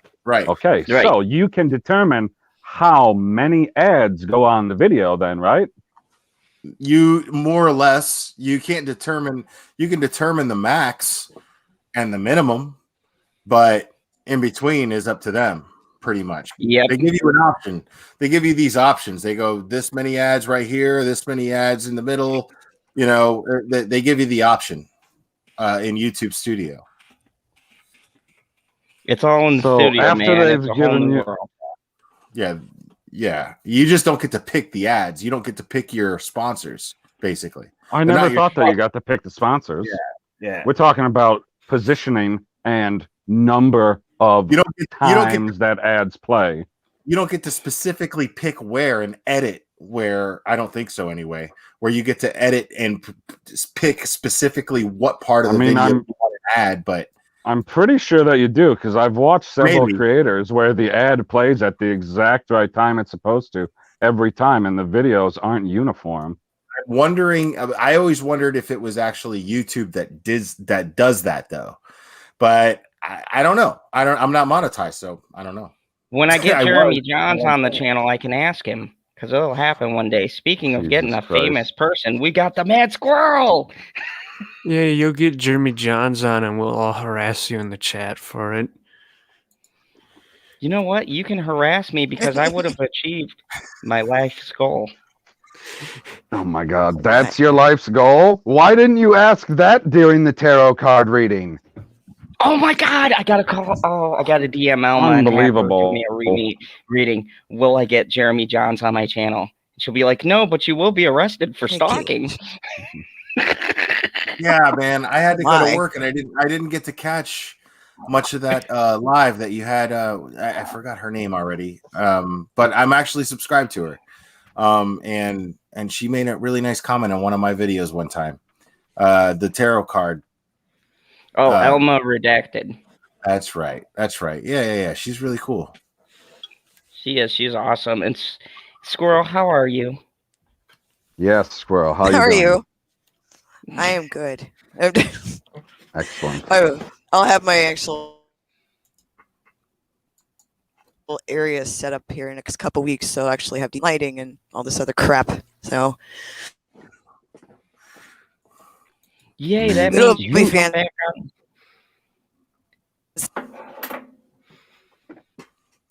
go ahead. Oh, I was gonna say that means you can actually come back onto the midnight streams again, because we're gonna Oh, have Yeah. a Friday midnight stream. Oh, are you? Okay. I didn't know what day you were going to do it. I didn't know if you had scheduling. I had no clue. I was like, oh, I'll just pop in. None of us Hey, it ever worked have out. a clue. Whedon. I You mean- came Thank you. in when you were reading. That's the irony. It was like I had sensed it. I'm like, he must be reading. There's a disturbance in the force. I was like, oh, oh God. Hey, nice to meet you, the Glare. How are you, sir? Nice to meet you, Mad Squirrel. Oh my. But anyway, so what do you guys been talking about outside of, I guess, monetization stuff going Zack on with the way the fucking ads are Snyder. running now, which is weird. I'm half Oh, drunk. that Mr. guy. Zod's fully drunk, and we're just like completely and totally just talking. That it really explains. angry comic book movie stuff. That's fair. Yeah. Yeah, you Oh know, yes, yummy. we're talking about our Lord and Savior, Zack Snyder, because you know he's the bestest, and every channel is telling me this is gonna be the second coming of Christ. This is going to be the day that redeems all of DC and the evil. And for the record, the HBO series of Watchmen, like 100 times better than the movie. 100 times. And it's Shocker. canceled. Okay. It's canceled. Like I was They looking canceled forward it? to more. Yeah. It's done. It's never happening. Unless that's a sales tactic. Like a marketing tactic. I thought they were going to pick it up on the streaming platform. I don't know. Maybe. I don't know. I saw a headline one time where it said canceled from like, I don't know, one of those Movie Web or something like that. A semi-reliable source, but The thing is about both the movie and the show, I always hear mixed reviews, and I'm like, you know what? Screw it. Yeah, everywhere he goes, you find someone that really likes it, or you find someone that really hates it for both the movie and the show, and you're like, it's really hard to figure out if it's good or not. Yeah. I mean, you got to make your own decision. Like, it took me forever to watch The Professor, the Johnny Depp movie. I'm not going to lie. Part of the reason was, you know what? This is a Johnny Depp movie that I haven't seen, and I've been interacting with the Johnny Depp community a little bit. Let me give this a go. You know, and half of me was hoping that I would like it, like I did, and the other half of me was hoping that I'd hate it, so I'd have more reason to troll. But you know, I enjoyed it. I enjoyed it. I did. I totally enjoyed it. Oh God. Damn it, what was it now? Oh well, I got lost in chat. Hello, Hen, how are you? But Zod, Bitchy wants you to throw up. She's really into that. Yeah, I know. That's a big turn on for Bitchy. No, you're getting that wrong. Bitchy says if I throw up, I will be like the dinosaur from the Flintstones and be outside. Please highlight her message she threw in the chat, Zod. Yeah, she Zod, have you ever heard of sarcasm? The stream needs to see this, and the replay definitely needs to see this. You gotta click her comment she put in right now. No, I don't want to. Yes, you do. Yes, you do. No, yes, no, yes, no. There it is. What the one? Oh, see, that's love. That's what she's into, making you clean up your own mess. Well, he doesn't want to waste that fine alcohol. And by the way, just so you guys know, this relationship is going to last till marriage. So we have a healthy relationship. Till? Throw up. Till marriage. Till. The cards weren't specific. I didn't ask the end of life. Like, yeah, don't blame the cards, man. You just said that shit. Like, don't blame the cards. No, because it's not the cards' fault. This is all your fault. Have some more juice. No, don't tell him. He'll probably leave. He'll leave another cup lying around. That's what's going to lead till the death till marriage. It's going to be one cup too many. Oh my God. Lemon pie in chat. He said that Josh Wheaton would be appalled. Oh God. Wheaton. The brother of Wheaton. The mystery brother. Wheaton. It's French. Speaking of French, I'm going to have a Frenchman on tomorrow who's pretty famous, Pat Leopard. He did Andre the Giant book that was quite popular on Amazon, and he also did an HBO Max, ironically, HBO, give me the promo, HBO Max series. Wait, does the bot work like that? I heard it's like Candyman. If you say the ad, need to tag it.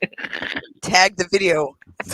Tag the video with HBO, HBO Max, BHO, OBH. Just put every combo of those three letters, put it together. Yep, throw them all in there. Oh my God. Did you tag this? I think I overheard this when I was setting up that you tagged this video in LGBTQ or something. Like It's right. It's in the title. It's in the title. God, did you? I'm sorry. What the hell? No, he didn't. He didn't do #MeToo. We were okay. No, if I put those together, so bad. It was so bad. So did we just prove tonight that the LGBTQ community is better than the feminist community? Oh, we did, because I haven't gotten down. What do you mean by better? Everybody is better than the feminist community. The feminist community is like lockstep with the Snyder cultists. The feminist community downvoted my video to hell for putting #MeToo. I would think they would be down for the white dude in a cowboy hat talking about their movement, but apparently not. So You're too pleased, white man. God. Like, how dare this white privileged male even mention our hashtag? Downvote him. Dude, Glare, if you ever want to... Is probably typed out by the white privileged female saying, how dare this white privileged male. Yeah. Yep. Where I put that up, I literally didn't speak on this video. It hadn't aired. And before we aired, there was like 20 downvotes. Yeah, dude. I love that shit. I love when I get thumbs down before my shit even starts. I'm just like, it's so funny. Like, how do you hate somebody so much? You know what I mean? Like, I know how. We always seem to collect one or two over the years. It's here easy and there. when you're me, I guess. But it's like, wow, man. Like, I didn't even say anything yet. I could say something that'll totally surprise you for all you know. And you're giving this video a thumbs down, just like, it's him. It's him, and he's live. And somehow I know about it. You know? Well, yeah, they knew about it because we used to talk to them, and then they're like, I'm not subbed to your channel anymore. I was like, well, then how come we always seem to have one or two downvotes? Weird. And why do I keep seeing you? What? Right. You know what's See funny? random names that pop up that I never seen before that are suspicious. We had a troll in our chat, and I go, I've made it because we had this troll in our chat, and I've never had to block someone. I don't believe in blocking people. We're all of us here on this panel are I assholes. used to feel that way. That. I used to feel that way. But I'll block a motherfucker now. I mean, maybe it's because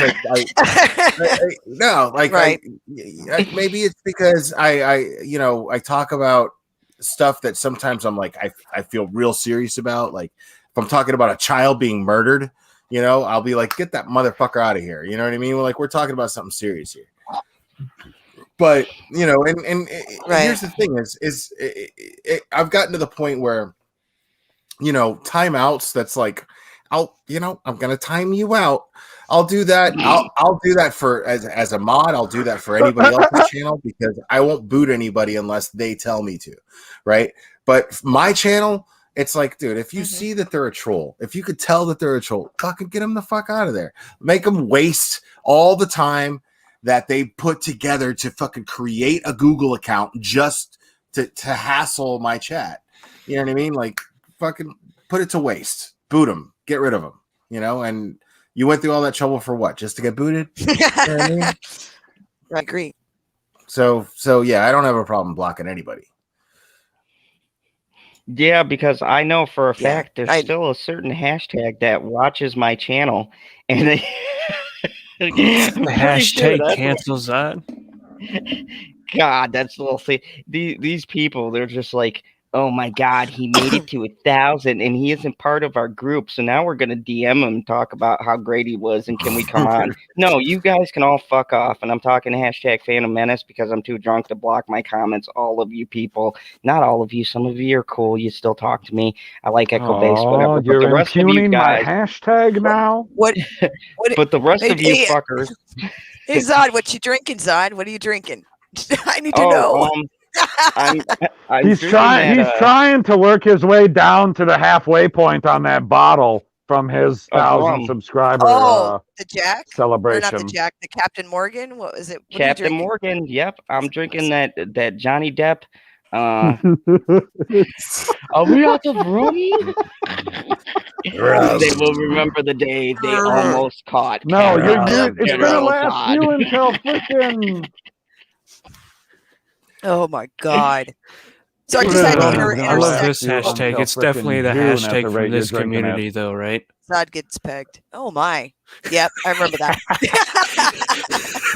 Okay, you know what? Boom! Everybody's saying Boone's Farm. I'm gonna disprove theories. Hold on, I'll be right back. He's going to disprove theories. We can ask Bitchy right now as he walks away. Right? Man. Disprove theory. She'll tell us. She doesn't lie to us like he does all the time. You know what he told the Glare before? Which I called bullshit on immediately. He goes, hey, I love Glare, You know that stream you did earlier? I watched the entire thing, start I to did. finish. And I was like, that's a I fucking lie. watched. I That's a watched fucking the lie. whole stream. You know what, Blair? You know what, Blair? You can check the analytics on what I watched because LB did it. I know you can. I watched the whole entire thing because what you were talking about, it really struck me about people Bullshit. and I'm checking the analytics right now. check the General analytics. Let's Rod, get a check on fandom those zone, analytics, baby. I was proud. Time. How much? Oh my God! You logged off 2 minutes before the stream ended. You son of a bitch. I'm sorry, I'm not into the Told ya. credits and all that. I wasn't going through all the thank yous and everything. I don't. Yeah, man. I don't. I don't look at the analytics much, man. Like I have no reason to. Zach Leary, welcome. By the way, I'm actually I'm doing a lot of things different this year. I'm reading through his book, and I've got to say it's actually really good. Oh I was my sitting God. there, supposedly I'm supposed to be guarding When stuff, did you but I was start? reading this book.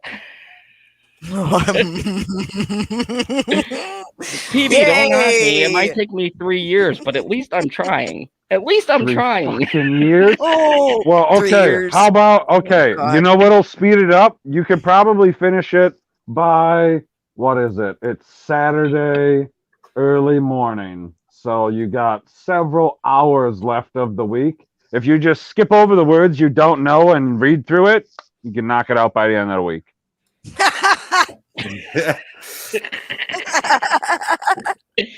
Are you putting me on the Oh. PB plan? Ooh. Get an audiobook. Do something. You can get one of those little dragon readers or something. The last audio book I tried to listen to was a bad idea, and then I had to stop because I was like, no, there's too many man tears going on here. Oh my. You know what, Bitchy? You know what? Oh. Yes, I am chewing. I am chewing. You want to know why I'm chewing? Because I've been good. During work, you gave me Avengers gum, and I was like, I'm going to eat this because it's got Captain America encouraging me not to chew. So for this one... I can't say it to your face because technically you're behind me, and it's kind of scary. You're gonna say wanna it see you the scared. live stream ends, it's gonna be up to you guys to hold up the rest of the stream. Just FYI. I've been thinking about switching from smoking to chewing. Oh, And it's I don't know. Can't do it. Can't do it. That's got to be a bad idea. No, just I'm just switch from desperate for- I'm smoking to smoking Not something smoking? else. No. If I mean, Why- I heard- don't I be a heard- do it, I you heard- can do Don't it. be a quitter. Don't be one of those people. I mean, dude, I'm not getting any younger, and I'm active, and it's like it's the stupidest thing. I've talked about this on my channel before, where I'm like, I work out all the time. Like, you know how stupid I'm literally the only one that will do fucking shit tons of cardio and then be like, oh man, I just did more cardio than anybody in here. I need a cigarette. Nobody does that. I'm the guy that does that. It's the stupidest shit in the world. And I gotta stop. Well, I gotta stop. all in moderation. Like, if you're gonna keep your cardio up, you gotta smoke that extra cigarette. Yeah, I guess. And then You've earned it. I feel like it. You know what I mean? Like, but yeah, no, I feel Carrie, like you're not learning anything. And Zach, I do Grizz. Oh no! Do you have an idea what's going on in the chat here? Yes, I have too much of an idea. I don't. This is why. Oh my god! Bitchy Unicorn said if the Very stream goes educational. down, she can hold it up. people are with talking her about dick. people are talking about killing bears. They're talking about pancakes. They're talking about dildos. There's all kinds of crazy shit going on. Strap-ons, sorry, to be specific. Well, There's all kinds of shit going on. in the chat. I'm giving people 50. cancer. How am I giving people cancer? And the irony of it is that like 70% of this chat is drenched 70% of this chat is fucking wrenched. Everybody's Right. like, Right. dildos and fucking. The pollution is high because it's late night chat. I love it. I'm so proud to be part of this panel. I'm not even being sarcastic. I love this shit. This is my favorite shit ever. This is what we do. This is what we do on our late night chat. Like I said, hey, Trace you know It's what? better than talking about. Ugh, Yeah, I want it's to say better his than name talking- again. We just made Zack famous. Mhm. You're welcome. You know, this is my thing. I built this to be like a Saturday Night Live kind of thing, and we were talking about this earlier. And I miss the days of people having fun, saying maybe edgy things, because it used to be funny, edgy. You know, yeah, we get a little bit crazy sometimes, like really off. But I want people to have fun in this, because this is like a late night, Friday night. Just say what you want to, have a great time. And other YouTubers, we had someone who used to host the shenanigans, and it used to be about shenanigans, and then they were like, oh no, I got monetized, I can't do that anymore because my fees. No, we gotta have these strict shenanigans. We gotta have these pre-programmed shenanigans. Everybody's gotta know what shenanigans they're going into to do their shenanigans. And I was like, do you know the meaning of the word? No, if we're gonna have a crazy balls to the wall stream and it's one night, then we go all out, or fuck it, we don't do it at all. Zada's monetized, and you guys can drop money. Make a rain chat. I love make it rain. Absolutely. Yeah, I mean, like, even if the You're ads pimp. are like, My God. no, like, they can't take away his super chats. You know what I mean? So if you all want to like support, super chat this shit. You know what I mean? Like, that's the whole thing. Is I remember I was monetized for a minute. Like, once I hit 1,000 subs, I was like, boom, turn monetization on, whatever. COVID happened. Like, this is what's going on with me. This is what's really funny. The reason why I'm not monetized, because I would like to be. Don't get me wrong. I'm not some fucking sitting on some high horse like, oh, you know, I'm not monetized. No, that's not the case. I would love to be monetized. But the thing is so I was monetized, and I have in AdSense, I have like a good little chunk of money. It's not major, but I was monetized for a minute there that I earned some money. But the majority of my videos wouldn't get monetized because I'm not going to stop saying motherfucker on my streams. I just can't do it. And I'm sorry, I'm saying it on your stream, not being very considerate. I No, that's apologize. okay. Friday night. No. Friday night. Don't worry, I anything say goes. fuck all the time, Right. and that's why they won't give me the monetization Yeah. back. but I you know, I earned some money. Judy. But Hi, sir. here's the thing: is that it happened right when COVID happened, where I got monetized, and I sent out for my PIN number, and I never got my PIN number, and I've sent out for it like 5 times, right? And I've never gotten my PIN number to add to the, you know what I mean? So that's the only reason I'm not monetized right now. And I mean, I would be, I'd be fine with it. But the truth is 90% of the time, my ads, my videos probably wouldn't get approved for monetization anyway. You know, so I'm getting, you know, I'm missing out on super chats, but not really, because, you know, my mods drop my PayPal link and stuff. And so it's nice, you know, when that happens, when I have nice streams. But I mean, I don't know. I don't really care about being monetized all that much. Because you don't make that much money anyway. You know what I mean? You do, but not really. You get the most money with YouTube these days by getting sponsored by somebody. Right. Like if You want to frickin' say HBO again, you son of a bitch? like for instance, if you're part of Matter of DC fact. fandom, which by the way has the best in virtual touring, with DC fandom, you are in the action virtually with all of the DC universe. They have great panels, go check out DC Fandom's website. And if you put in the promo General Zod, you'll get exclusive access to great content. So go check out DC Fandom. And don't forget to follow them on Twitter to get all the great updates that they provide. And just call me Hen says You know, I think I might have some Planters peanuts right now. I saw you repping Sonic. I was like, I'm like, you know what oh, else I is want really a good with Sonic nuts? shake. A Sonic drink. We can get a Sonic shake or the Sonic slushes. And you know, you can douse it with some hot sauce. Olay. You know, like I can't find anything else with a label on it. Oh. Your headset every time you Almost turn a your paid headset. sponsor. Job see some 1.5. Job 1.5 rolling papers. When you only want to use half and you don't have to buy 2 packs. Oh, you know what you need? You need some ice cube gum. Ooh.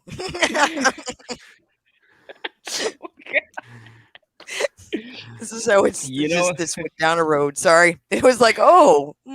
You know quite what's a great? fork. I loved Just it. call me Hen subbed up everything that I want from this stream. She said, I love the streams that fall apart because Subbed of up? laughter. This channel and Rob Rules are the best for that. And shout out to Rob Rules. If you guys don't know, go check out Rob Rules. He's such a nice guy. And Dude, he that really guy is awesome. Did he say subbed up?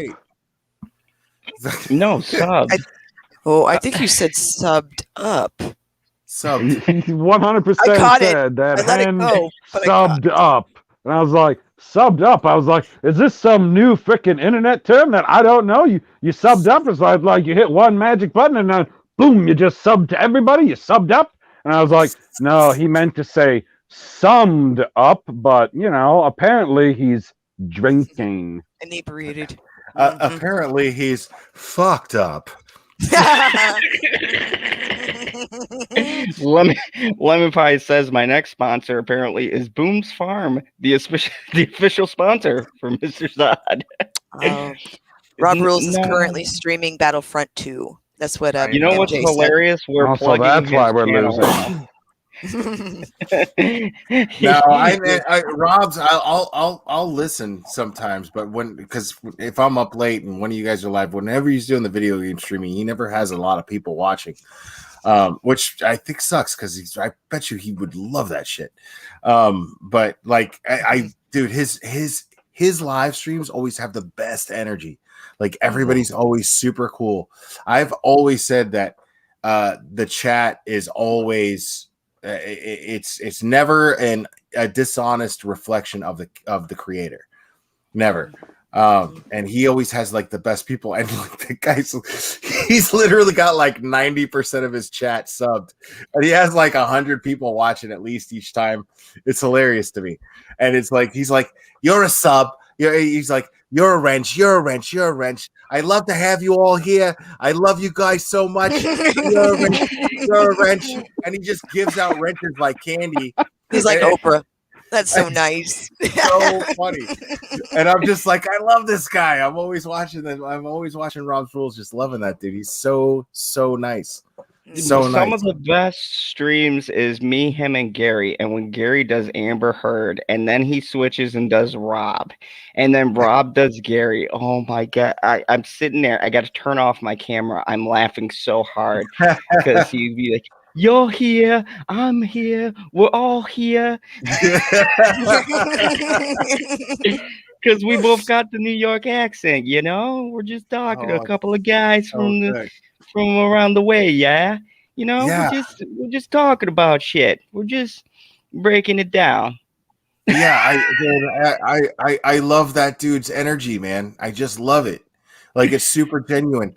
And like every time I show up in his chat, he's like, guys, check out the Glera. You're never gonna find anybody more real than that guy. He's the nicest guy in the world. Glera, don't you dare stop doing what you're doing. Glera. We love you, Glera. And I'm like, that's so great. And I'm like, this guy is fucking awesome. And I'm like, I love you too, man. But he can't hear me because I'm just in chat. And I'm just fucking screaming at the screen. I'm like, I love you too, dude. Like, he's so cool. It's okay. Maybe he'll hear it later. I don't know what he's saying right now because I have it turned all the way down. And you said he gives everybody a wrench. I went there just now. He had like 8 or 9 people watching. I joined and I said, Rob, the glarer is plugging you right now. And he gave me a wrench. And I have no idea what he said about it, but he most definitely gave me a wrench. I'm wrenched all over the place. He just plugged my channel. Hi, It's in the chat now. Oh my god, that's awesome. Rob's a sweet guy. I know. I mean, Rob rules. No pun intended. You know, he's that's better than so Mr. Beast. You know, I've been so lucky because me, Squirrel, Cyber, and PopCulturePb, and I always bring this back because it blows my mind. And even if no matter how high I get in subs, it always blows my mind that we all started with literally just us watching and talking, depressingly knowing that it was just us watching and maybe 1 or 2 other people at the time. The thing is, though, we produced the show, and I remember, I forget what thing I was watching. It was a drum guy, and he's like, no matter what your venue is, always perform like you are performing in front of the biggest venue, and not a small one. Even though, we'd go meta and we'd joke about, I think we're just talking to ourselves right now, and then we continue the show and get screw around and stuff. That's so funny. MJ Media says, even when I'm in Rob's party, he can't hear me because I'm whispering, and he makes fun of my whispering. Rob is really sweet. He does have great energy. Yeah, no, like Really I've watched him enough to where like he's one of those few creators, man, where like he never has one dislike. Like he has a shit ton of likes, never one dislike. And that tells you something. Like, so he's never had Justin on his channel, hey? You always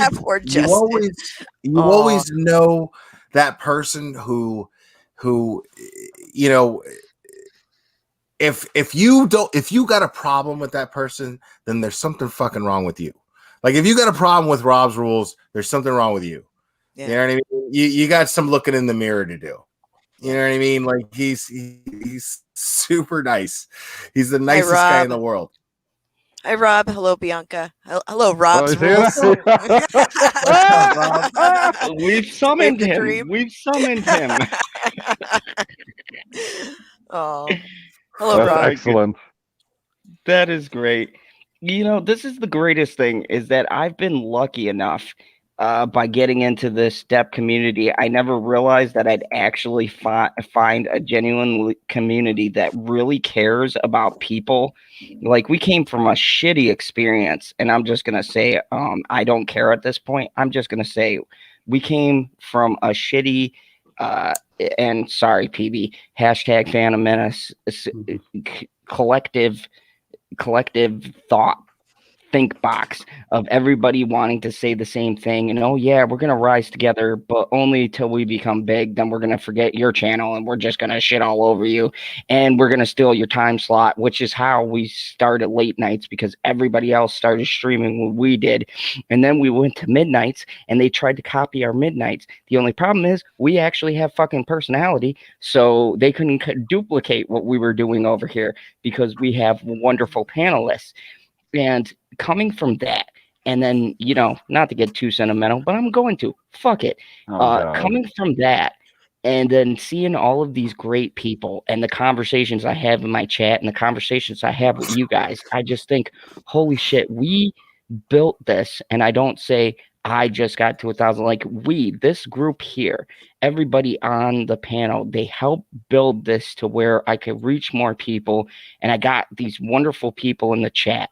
And I'm so lucky and blessed to meet all the people that I'm meeting and to get to know all these great people. It means so much because, God damn, I did this for 3 years and I always said I was going to make 1,000, but then I got there and I'm like, these people helped me, my panel, these people that rolled with me when I lost fucking 100 subs and had people talking shit about me. And I couldn't get anybody to come to my channel because all of these fucking fake phonies who claimed to be in my corner just left as soon as it became convenient because of they had the cultist thinking, so they all left. I stayed because that's what families do. They stick together. Oh my God, Husky, my you're God. gonna tug right at the heartstrings here. Rob. And thank you, Rob. Did you put this super chat up? Yep, $1.99 super chat. You're gonna have the Glare read it because he does his accent way better, even though you're apparently from down the street. Go ahead, Mr. Glare. You want to put a little great panel. You're awesome, Glare. You rock. I love you. Oh, that's pretty good. That's pretty good. It's just amazing. So when I get a bunch of people now coming back to me and they want to talk to me and they want to interact with me because now I know people in their circle, it's like, fuck you. You guys forgot about you guys talked about someone I'm close to offline, and PB is a grown ass man. I don't need to defend him, but I felt personally it was shitty because PB is been there for me. He was my 100th sub. He's talked with me all of this time, and you motherfuckers only jumped on the train when you saw that I had charisma to capture an audience. Now everybody wants to be a fucking guest on my stream. They want to come on and promote their fucking channel and then dip out 5 seconds through and be like, okay, I did my plug. Bye. Uh-oh, it looks like we have a Rob raid occurring in the chat. Oh my. Nice. Rob raid. Hi, guys. That's Hi. cool. Welcome, everyone. We're supposed to be able to read these names? Listen, guys, fuck this video game. Okay, we're having a great fucking time over there in Zod. Come on over there. Let's raid Zod's channel, guys. Come on, we're going right now. Oh, Mad Squirrel. You want to know what happened earlier? You want to know what momentous thing happened earlier? Because now that I see him in the chat again, I'm reminded of it. Mega Jetty 1 sent an actual super chat. Yeah, he just told me. I'm like, that's outstanding. And it's like, that's historical. Write this date down. This is a big deal. Because usually it's super chat. Yeah, that's awesome. You know what? I'll give Mega Jetty credit because he always believed I was going to get that super chat button. He never gave up. Hi, John Doe. How are you, sir? Hello, Grandmaster Yoda, and good Lord, there's a lot of people popping in now. Yes, hello everybody. Welcome. This is so crazy. This is why I love doing this stream. It's this is like what I love about Friday nights. This is what I've intended it to be. It's supposed to be fun and bring people together. I fucking love the idea of being able to bring all of these people together, gaming communities, Johnny Depp community, anti-cancel culture community. I love Amber Heard community right here. Thank you. Oh God. I'm kidding. Good. Sorry. I had to do it. Did you smell the chat just go, oh? Totally. That's why I do it. What are you talking about? I gotta fuck things up. That's what I do. I'm sorry about that. Go ahead. Mega Jetty says, at Mr. Zod's Phantom Zone, at Mad Squirrel. Now it's my turn to get a super chat button. You know what, Mega Jetty? You're gonna get there because you're a cool dude. You're definitely gonna get there, man. I was just so you know, that's a drunken endorsement. Like, he can do better. He can do, but he's just not able to at the moment. It's like, I need more of this delicious beverage. And you should go subscribe to that channel because he's a cool dude. Nice. Nothing to do with what he talks about, what he does. He's a cool dude. Go over there. Click the What button. else do you? Check it What out. else do you need to say? He's a good You might dude. get bored, but check it out.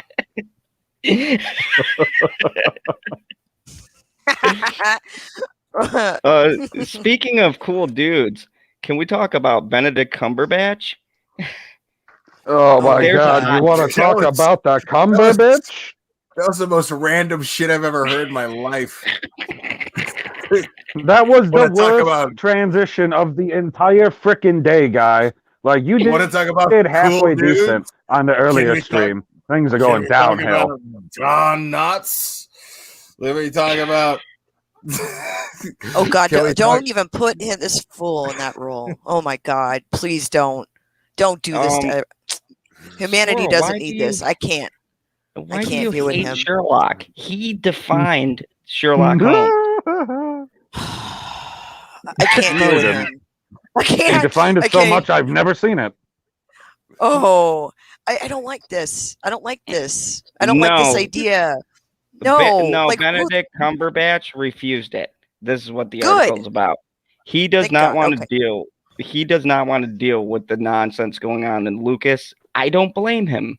He's like, nah, I'm gonna say in the MCU where like I'm crushing it as Doctor Strange.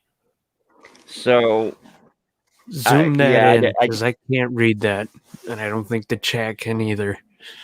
Nobody can. Oh, There you go. There we go. Yep, that's good. Benedict Mm. Cumberbatch, a popular fan pick for a live-action Grand Admiral Thrawn, says he has no interest Sure. in taking the role in The Mandalorian. Good for you. Benedict Cumberbatch is not interested in playing Grand Admiral Thrawn on The Mandalorian after emerging as one of the most popular new characters in the Star Wars Legends material because they have nothing else. Thrawn was integrated into official franchise canon with now supporting role on the animated series Star Wars Rebels debuting in season 3. Since then, Thrawn has appeared in several novels over comics over the years, but Whoa, what the Lucas- hell is wrong with you, Screen Rant? He did not debut shit. season 3 of Rebels.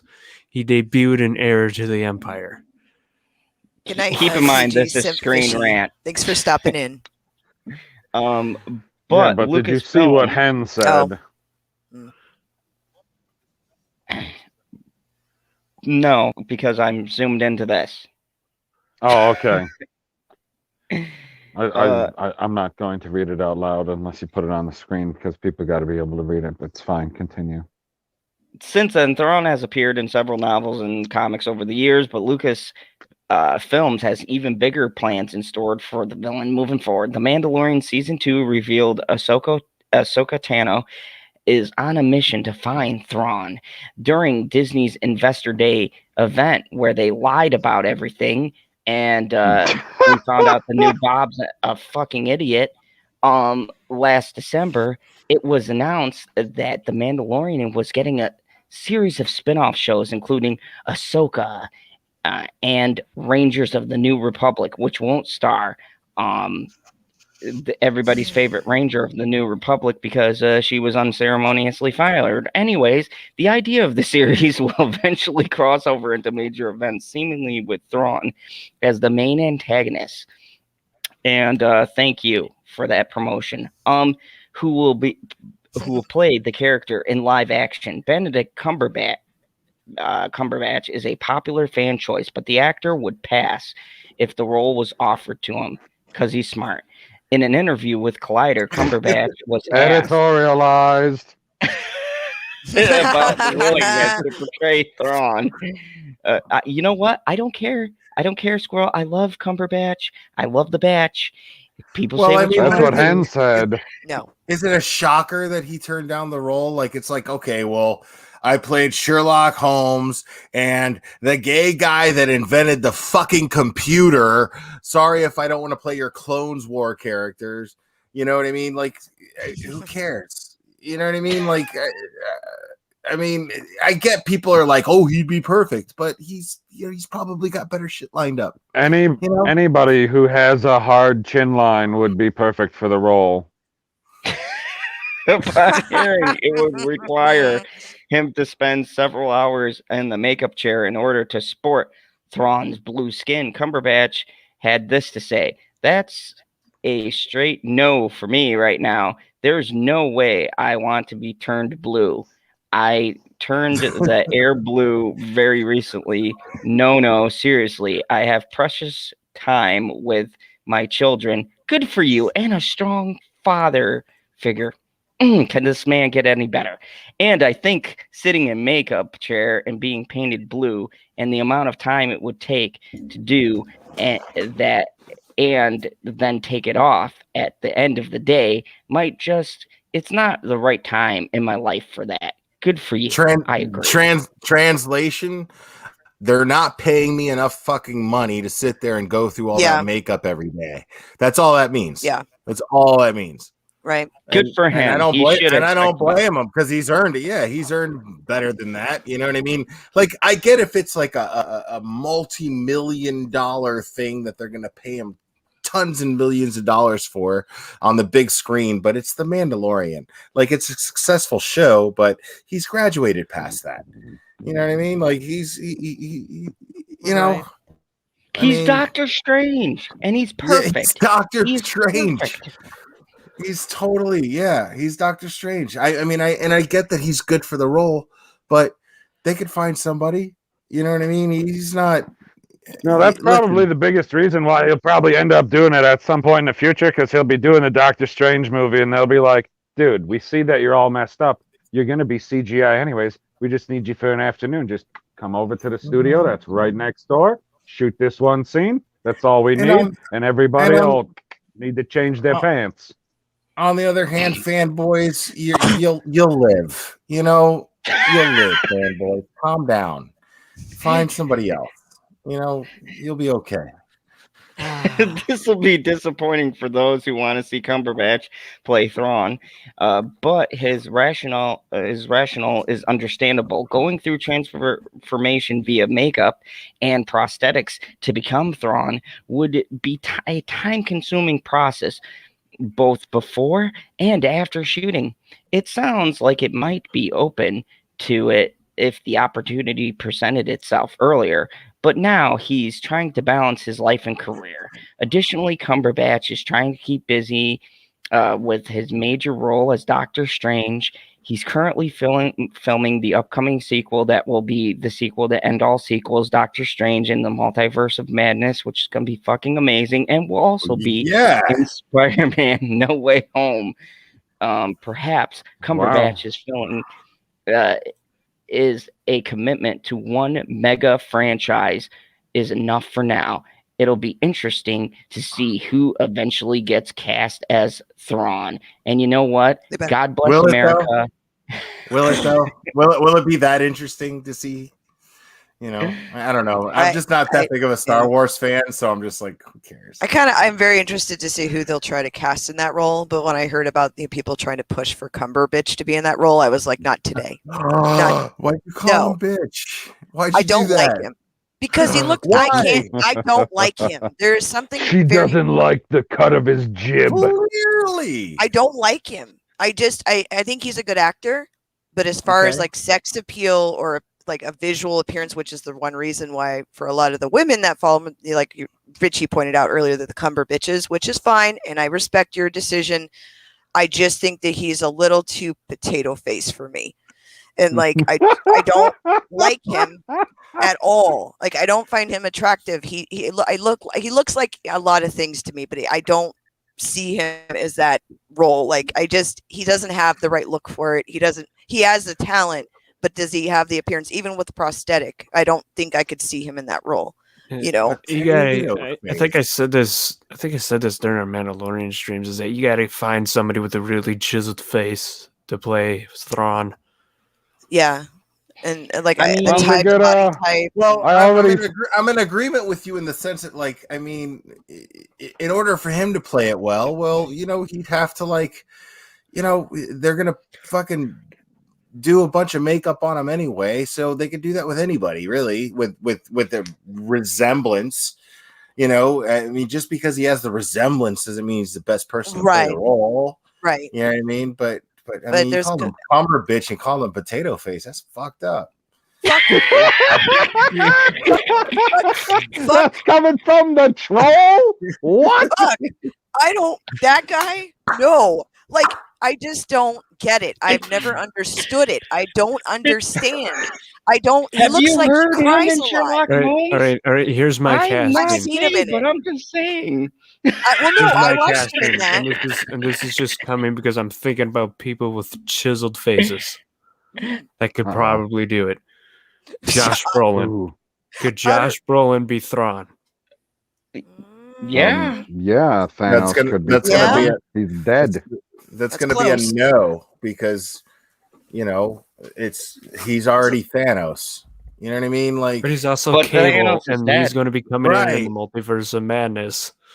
I mean, I get that he was already. I mean, I don't know. I'm weird about casting the same person play all these different characters that are supposed to be iconic. Mads. You know what I mean? Yeah, I agree with Kathy and Chad. I'm sorry if I mispronounced, but It's, Mads. I can tell you how to pronounce it because Zod No. won't be able to. But Mads, yeah, Mads Milk is. I can't milk.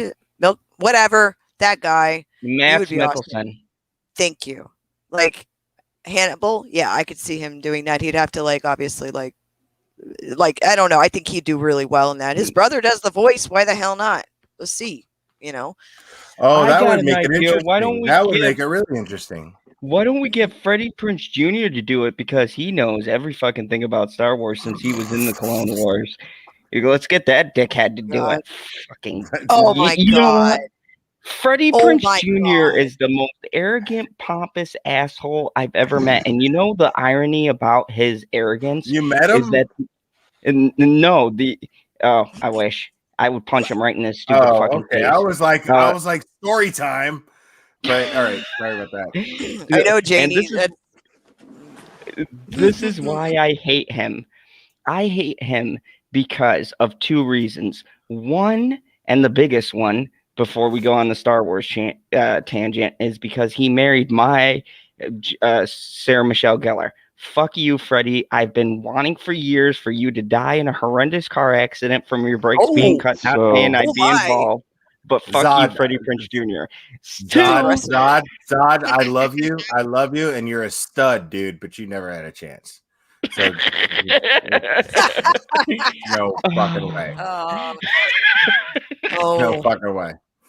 The Buffy train has left the station. Oh my. and two, the things he said about Star Wars fan, Freddie Prinze Jr., let me ask you a question. You were in Star Wars all of but 5 minutes, and all of a sudden, you're a super nerd on everything. You're a fucking gatekeeper on everything Star Wars. Let me tell you something, son, because you like to use hip phrases because you're so fucking cool with the kids. Let me tell you something, okay? You don't know the first thing about Star Wars. The way you talked, you clearly don't understand who's it's marketed to. And the fact that you said all of these fucking people sitting back who are sitting on their couches and gatekeeping, blah, blah, blah. What the fuck are you doing right now, Freddie Prinze Jr.? You're gatekeeping saying because I did this one show, I all of a sudden understand the universe and the creation of Star Wars. Fuck you, Freddie Prinze. Fuck the train you rode in on, and every movie you've ever been in has sucked. Fucking Scooby-Doo sucked. That fucking god-awful Pitch Perfect sucked. Your whole fucking life has sucked. 24, the only fucking season you were in 24, you brought down the whole season because you were a nonsensical fucking character just because you're Freddie Prinze Jr. That whole season tanked, so thank you for that. And you're fucking I Know What You Did Last Summer, it only did good because your fucking wife was in it, Freddie. That's it. That's it. I'm done with this shit. Because you fail to acknowledge fucking Can't Hardly Wait, which is a cinematic masterpiece. Oh my god. Son of a bitch. Let me tell you something. Let me just ask you, who made Can't Hardly Wait work? Because it damn sure was not him. That guy. He should just go back to writing cookbooks. I had to look Shut this the guy fuck up. I had to look this guy up so I knew what his face looked like. His face looked like something He looked punchable. like Freddie. He looks like Freddie Prinze Jr. He looks like there's no description. Right. There's no description. Freddie Prinze looks like Freddie Prinze. I mean, Freddie Prinze Sr. That guy, him and his cookbooks, he's like, Luke. Freddie Prinze Sr. was a successful comedian who I think committed suicide. Yes. And Freddie Prinze Jr. became famous because he was his son, who's not talented as much as I hate to be that guy. But the truth is, my man, that's why you're famous. No other reason. Somebody likes your dad, and that's it. And you're kind of good looking. You know what I mean? But no, he's not. He's punchable face. Oh God, he's punchable face. This man, he's been coasting. Yes. He's been coasting on others for years. He's been coasting on others for years. So angry. When I heard that, honestly, what really just irked me a little bit was he's like, I'm making these cookbooks and they're going to be so beneficial for people to be healthy. He went on this huge rant. It was like this, that's how full of his own shit he is. And I was like, you're a piece of shit, and that's okay. You need to accept that you're a piece of shit, but he hasn't. So maybe one day we have hope for him. It's like intervention. You're like, admit that you're a piece of shit egomaniac. That would be helpful for the world. But no, we get this other shit of him talking out his ass, talking shit about people that he's been on, that he and Kiefer Sutherland supposedly didn't get along. And he talked all this mad shit about the 24 set. And I was like, you know what, Freddie, go have a seat. Where the fuck have you been? Go write another cookbook. Right. Cookbook, juice box, shut up. It's very simple. Go do your cookbook, have a nice little juicy juice, and shut the fuck up. Ooh, hey, juicy juice, 100% juice. There's a Mr. Ma's not muted again. My camera's not even on. Is he in the bathroom? I swear to God.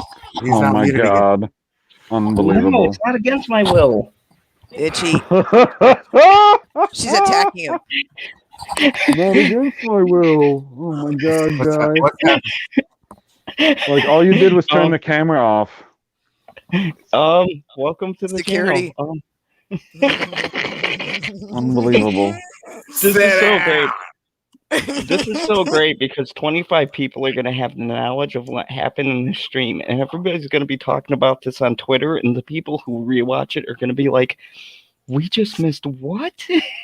Zod was being held against his will. He went on a 50-minute rant about Freddie Prinze Jr.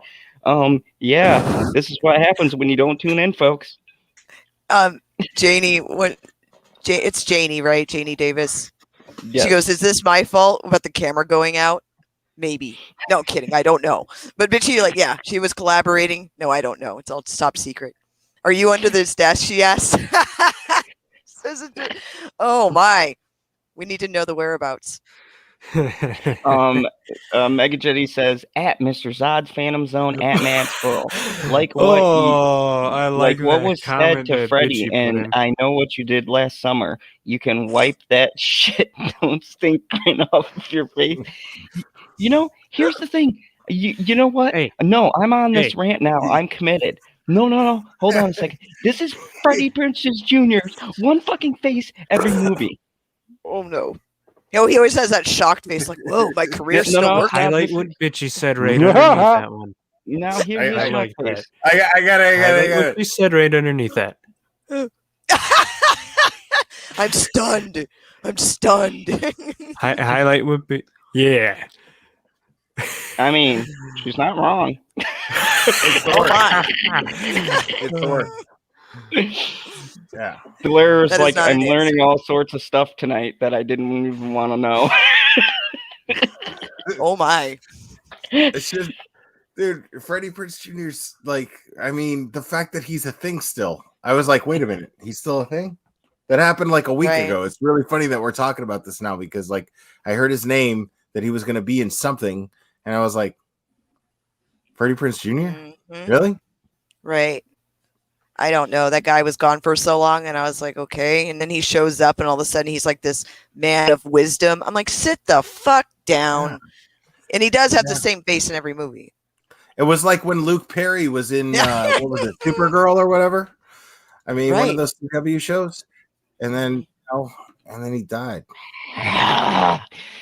And Bianca You- Zombie says, "Aren't you guys too young for those movies?" Yeah. Oh my, are we too young Yes. for that? I don't know.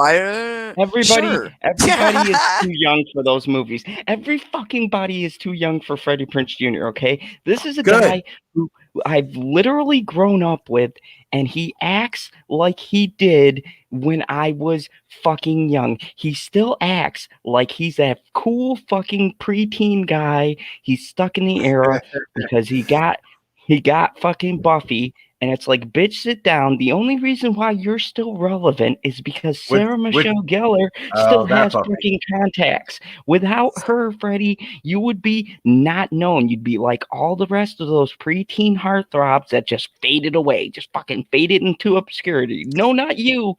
God, Chat was you still- making a really quick suggestion. Shalena. I'm sorry, Shalena. Sorry, I'm apologetic. Luke Perry was actually in Riverdale. Okay. But it was Yeah. Rest in very peace. similar. You know, it's I kind of that know. genre. I know. But, Too which soon he for once jokes. said Sorry too. about that. Yes, rest You know in what? peace to him. You know what's the difference? We actually liked Luke Perry. And you know what Right. the irony is? Yeah. We lost Luke Perry and we're still stuck with fucking Freddie Prinze Jr. I will never but figure would out you how be karma saying- works. Would you be saying that? You know what I mean? Like the same way Luke Perry was just a heartthrob that just came back. I mean, I guess if you like the show Riverdale, I just hated the show Riverdale. Well, he did a lot of films for like, you know, he was like in Hallmark films and like a bunch of other like westerns. So that's where he was at. He was working. I guess that makes sense. Yeah, I guess maybe he probably grew up to be that rugged. It was just, you know, obviously the rugged. Yeah. Okay, that's my fault because he didn't have the. Because Freddie Prinze Jr. didn't achieve the things that Luke Perry did, as far as, you know, gaining the respect of at least any audience whatsoever. Bianca Zombie says in chat, I thought they came out 20 years ago. They did, but it's like, I don't know. It's like after that, all those films of that period of time, just to make the cash cow go, then he disappeared to concentrate on family, I think was what he said. And then making his reappearance on 24, he had a bad experience apparently and shared it with everyone on set. So it's, he's an ass. He's a real ass. I'm like, if you want to work, you know, you probably want to get along with your coworkers just a little bit, even if one of them's an asshole that you allege, you know. I didn't like that. It's like this motherfucker gets to work. Shalena said Luke actually talented and Freddie isn't. I 1000% agree with that. And Glare, I'm just gonna be brutally honest, and people can call me cold-hearted for this, but I'm a villain, so fuck it. I wouldn't care. I'd be saying the same shit about him because I fucking hate Freddie Prinze Jr. He's a nasty, vile person. He is not even nice on a fundamental human being level. When you hear him talk in an interview, you guys talk about like the real shit that goes on with these people. I don't ever fucking think about that stuff ever. Like it's weird. I never ever fucking think about. I mean, I don't know. When it comes to like Freddie Prinze Jr., I think about the things that he's done, which is nothing memorable at all,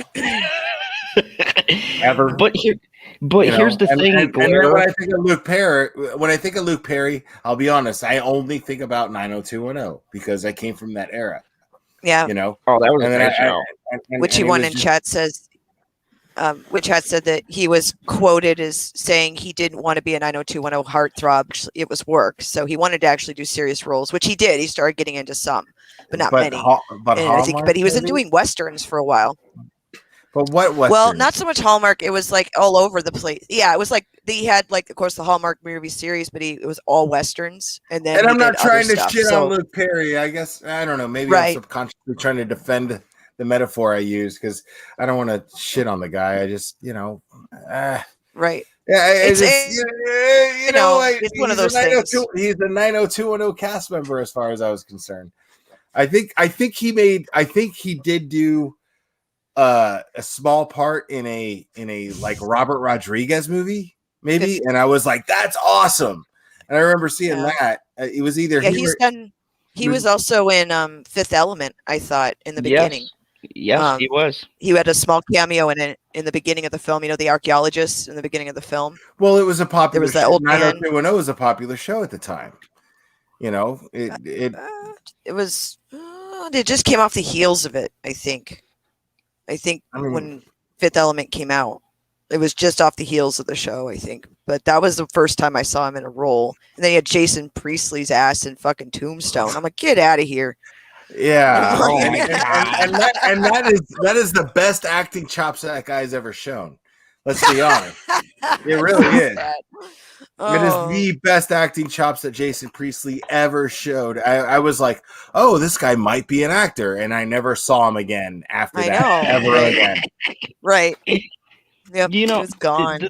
This is the thing. Like, I can respect the whole Melrose Place 90210 kind of coming from there and doing something. I can respect that.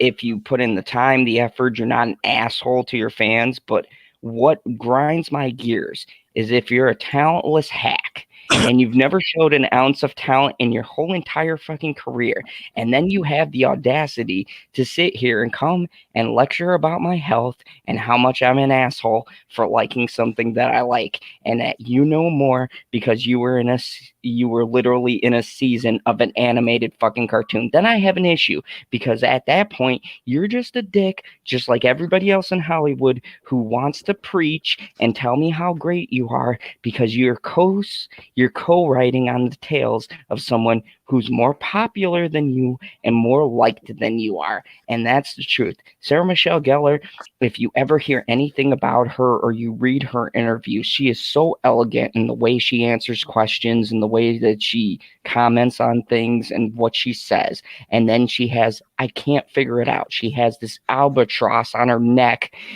Freddie Prinze Jr., who is the exact opposite of everything she holds up. Like, when she goes to convention, she loves her fans. She never talks bad about the show. She's like, I'm so happy to have this opportunity. Her movie, she'll be like, yeah, I didn't do the best, but you know, fuck it, I tried.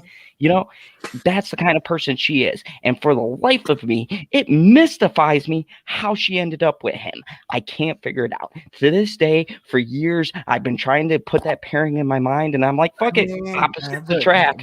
I can't figure it out. But maybe there's more to him than meets the eye. You know what I mean? Like, I can't see it. I can't see it.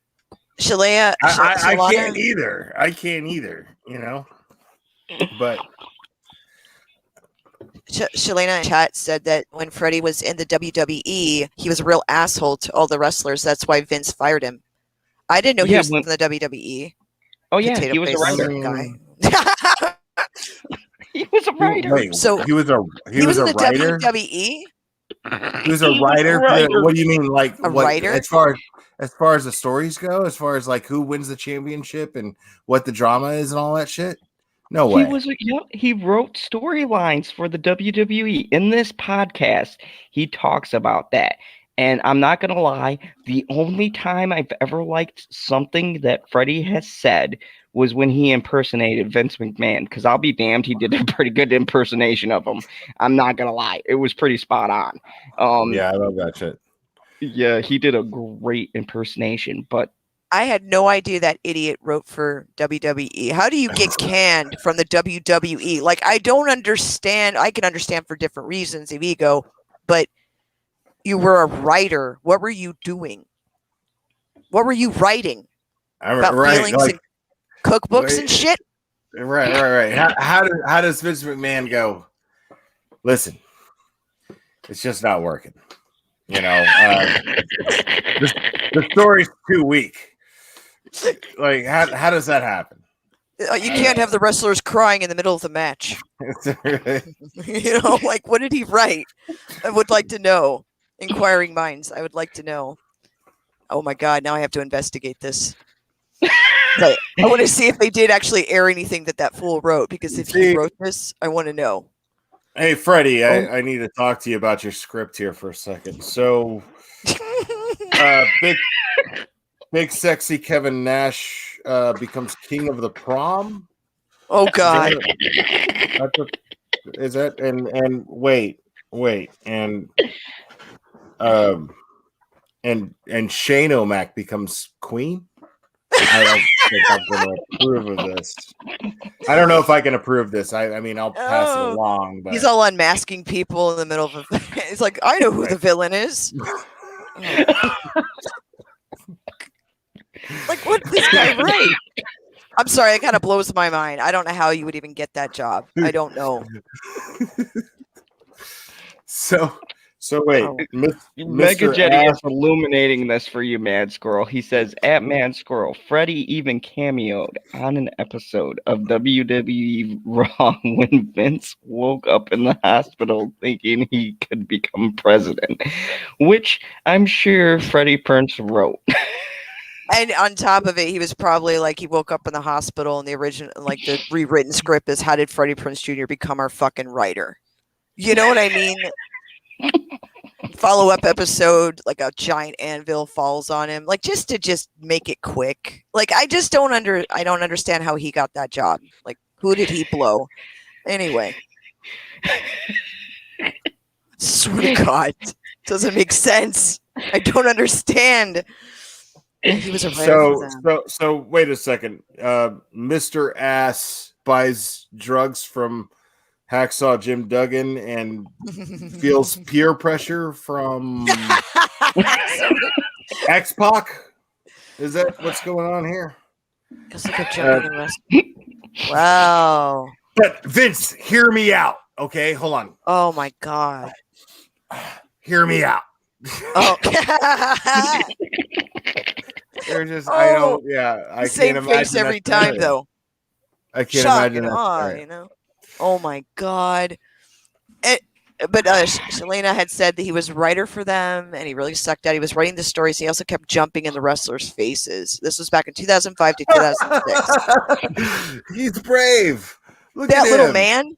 That little man. He's brave. He's like, yeah, I'm going to get your face. I'm going to try every single wrestler here who can fucking break me in half.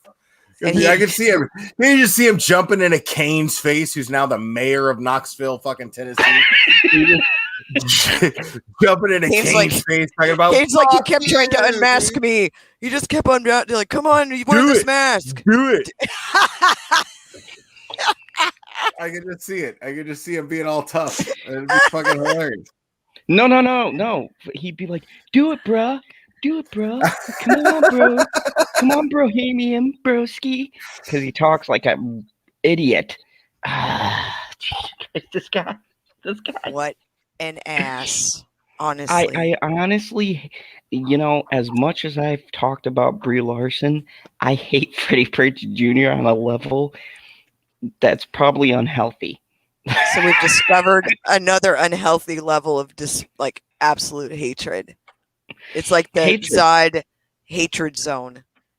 You have to make like a pyramid, and you need to put all the little faces on a tiering system of like your hatred, so we know the degrees as it goes up. Kind of like a food chart. Because like Brie Larson's like up at tier number 2, but Freddie Prinze Jr., the honor goes to him. He's number 1. I have not read, come across, even in my daily life, my real life, I have never come across someone who has infuriated me as much as this. There is literally no human being on planet Earth that has pissed me off enough to sit here and waste damn near an hour talking about them. So you're fucking welcome, Freddie, because I just promoted your talentless ass.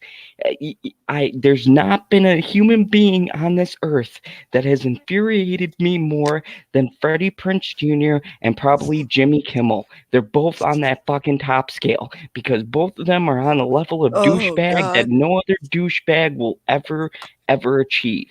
Him and Jimmy Kimmel, they probably have dinner together talking about what they're going to say to piss me off this week. Because both of them, I hate them both.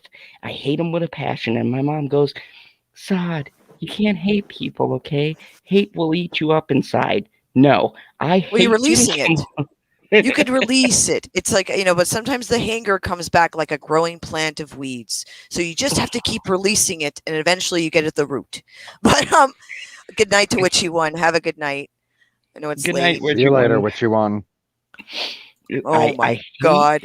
I hate Freddie Prinze Jr. and I fucking hate Jimmy Kimmel. Both of them suck the biggest dicks imaginable to man. I hope they choke on them. You are both every bad thing I can think of in the English language and then some. Both of you need to get into a car together like Bonnie and Clyde, right? You need to drive up and see the police chasing you and right off that fucking cliff. Please do the world a favor. Thelma and Louise. Yes, I'm sorry. Thelma and Louise.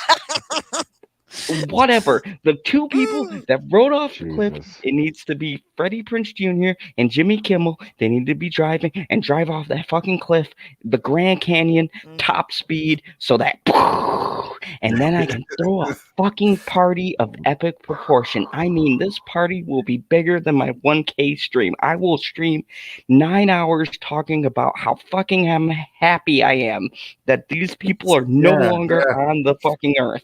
Just Jimmy Kimmel and Matt Damon holding hands in a convertible. Just that's good.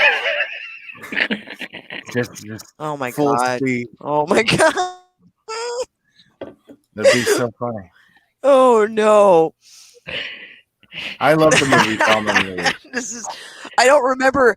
I haven't heard this kind of rant since Brie Larson, so I'm kind of like taking it all in and going, makes sense now. Man, like there's going to be a trifecta. So I got Zack Snyder. I gotta hear your Brie Larson rant because like I had this in my head. Oh my God. Nobody else. We don't have 40 hours. I followed her. I followed her on Instagram, and when the whole the whole George Floyd thing happened and everything, I started to watch the stars, and I have my feelings about that. And I how believe nice of a telescope did you buy? And well, what I'm saying good night, is I do believe that George Floyd was murdered. And I do believe justice should be served. But what happened was I saw a whole bunch of bullshit coming from Hollywood when that happened. I saw vultures jumping on opportunity when that happened. And Brie Larson was one of those people that I saw do that. I followed her on Instagram and I was like, oh, this is fucking gross. I was like, you were hot to me 2 seconds ago. And then when I saw that you had no brain, and no soul, I was like, ew, gross. You know what else Brie Larson jumped on? Remember that dude from that show? What the hell was his Dick. name? Did I get it right? I guess Dick. Did she jump on Dick? Yay! Jesse Smollett. Remember that? Brie Larson. Juicy Smollett. Brie Larson. Jesse Smollett. Juicy Smollett. Brie Larson jumped on that before she got evidence. I just want you to know, Jesse, even though I'm the whitest bitch in America, I want you to know that I support you. No way. See, I didn't even know that. Yep. I believe it. Immediately. Dude, when she would go live on Instagram, I was blasting and trolling her fucking chat like crazy. I was like, you stupid bitch. Yep, you're Shalina. so full of shit. Like I couldn't help it. Like I'm a justice troll, by the way, as well as just for fun. Like I will troll a motherfucker if I think that they're full of shit. And I kept asking. I was asking her legitimate questions. I was asking her legitimate questions. Now I don't know what those are at the moment, but I remember being in her chat when she was live on Instagram because I followed her on Instagram and I saw what she was doing and I saw exactly right through what she was doing. And then she would look at them and I'd watch her like kind of react. You know, Right. not just my comments, but everybody else's too. That Mhm. not everybody else's. Most people were kissing her ass, but she, you know, and just, but she, she's a celebrity, so she can't like lash out and she can't like delete comments. So I fucking trolled her, and I was just trying to fucking get a rise out of her, because I know you're sitting up there full of shit. I'm calling you out on your bullshit. You don't give a fuck about anything that's going on right now, and Right. you're using this as an opportunity, and it's gross. It's gross. It's true. And It I is just true. want to highlight something. Go check out Hydra Comics. He's been here for like ever, and he just even referenced the panel looking like the old school Phantom Zone. Right. LOL, Hydra. Neil before Zod. Hail Hydra. That's so appropriate. He's got the best stuff about comic books. Like he has like panels about like all of this stuff, and I'm pretty good. I'm gonna piss off PB for a second, like I always do. I'm pretty good with the source material, but Hydroponics, man, he like blows it out of the water. He Like sells the source material. oh, he sells it. Like he's got like he'll be like, this is issue number 1, very Or rare. auctions it there. I don't remember exactly how it works. Oh my God! Like, go check out his channel. He's amazing. He's an amazing person and been a long time supporter of the channel. And Bitchy Unicorn says Animal Crossing. Bitchy, you're trying to get me started. Fucking Animal Crossing. Tell me how this ditzy bitch gets an avatar in Animal Crossing. Why? Why Nintendo? Okay, I don't particularly give a shit about Animal Crossing, but I sure as shit did not want to see the devil in it. And as far as her dresses go, The devil. yeah, she does look good in a black dress. I'm not gonna lie, she does. I'm sorry, she does look good in a black dress. Well, Satan. I'm a guy. Well, Satan's not going to walk through your door looking like shit. That's all I'm going to say. Yeah, I mean, I'm not gonna lie. If Brie Larson came through the door and said, "I heard you were talking shit," I'd be like, Matt "Ooh." Squirrel's like, I dressed up for that motherfucker, and that's what gets his attention. Hey there, big kahuna. You're gonna run up in there in a black skirt, bitch. Get your game up. Get your game up. Exactly, girl. If you're gonna go and I'm just gonna slit his throat and take all his money, yay, boobies. That's what that is.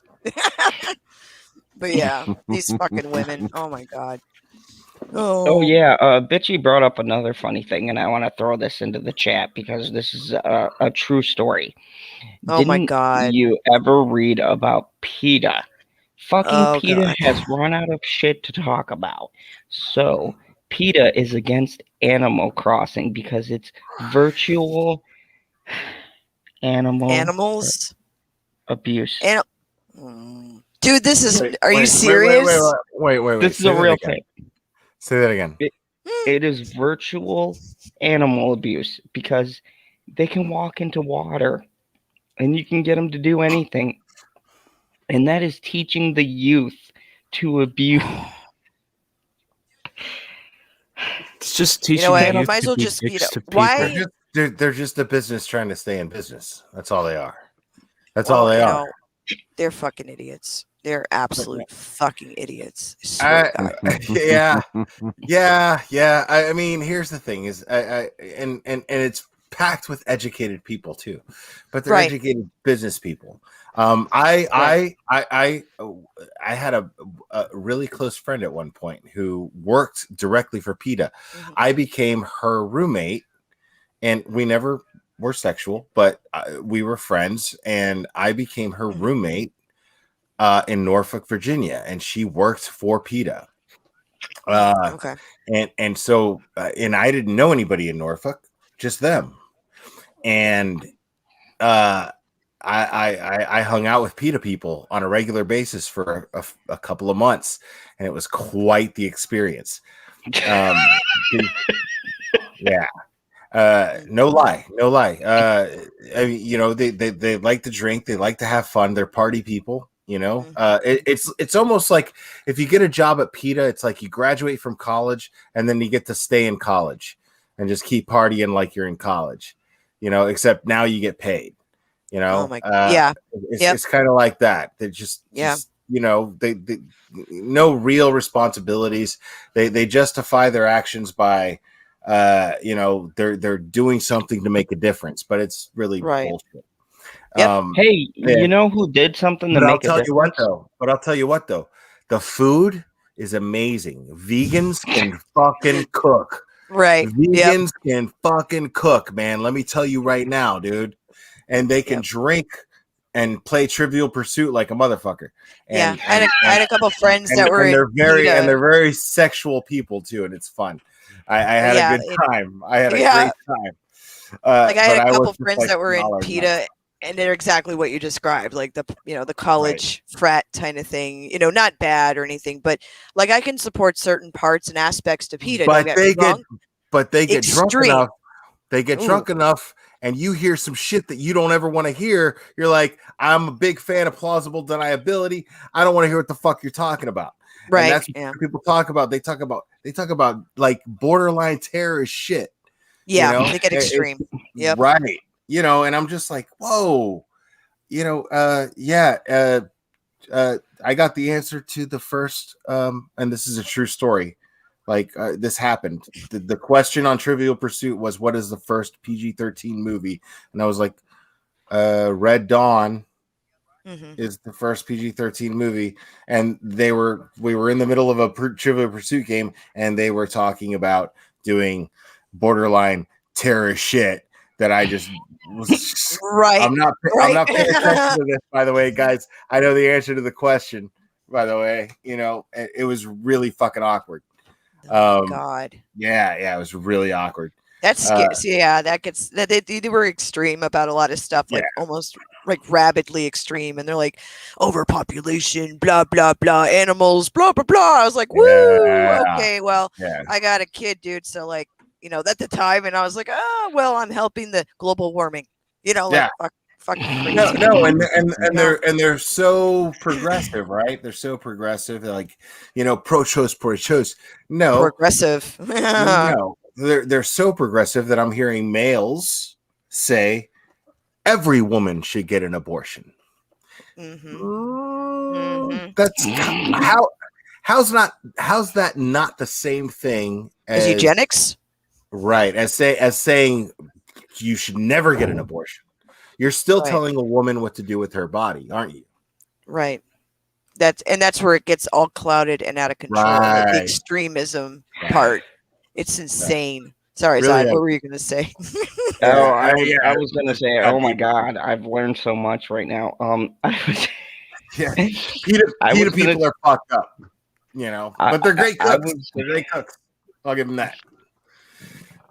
I was going to say, I watched the movie 28 Days Later, and I'm sure as fuck positive it was PETA people that started the whole zombie apocalypse. So when shit goes down and we got zombies walking around, I'm going to blame those motherfuckers because we should have kept the apes in the cages, and there was an angry ape running at the cage, and you were like, oh, poor monkey. He needs to be set into the wild. Oh, no. You just found the source for the virus. Don't worry. Yeah. Problem solved. Figured it out. We know where it started. Yeah. So you motherfuckers started apocalypse. I can't take you serious. You started the zombie virus, and I'm sorry.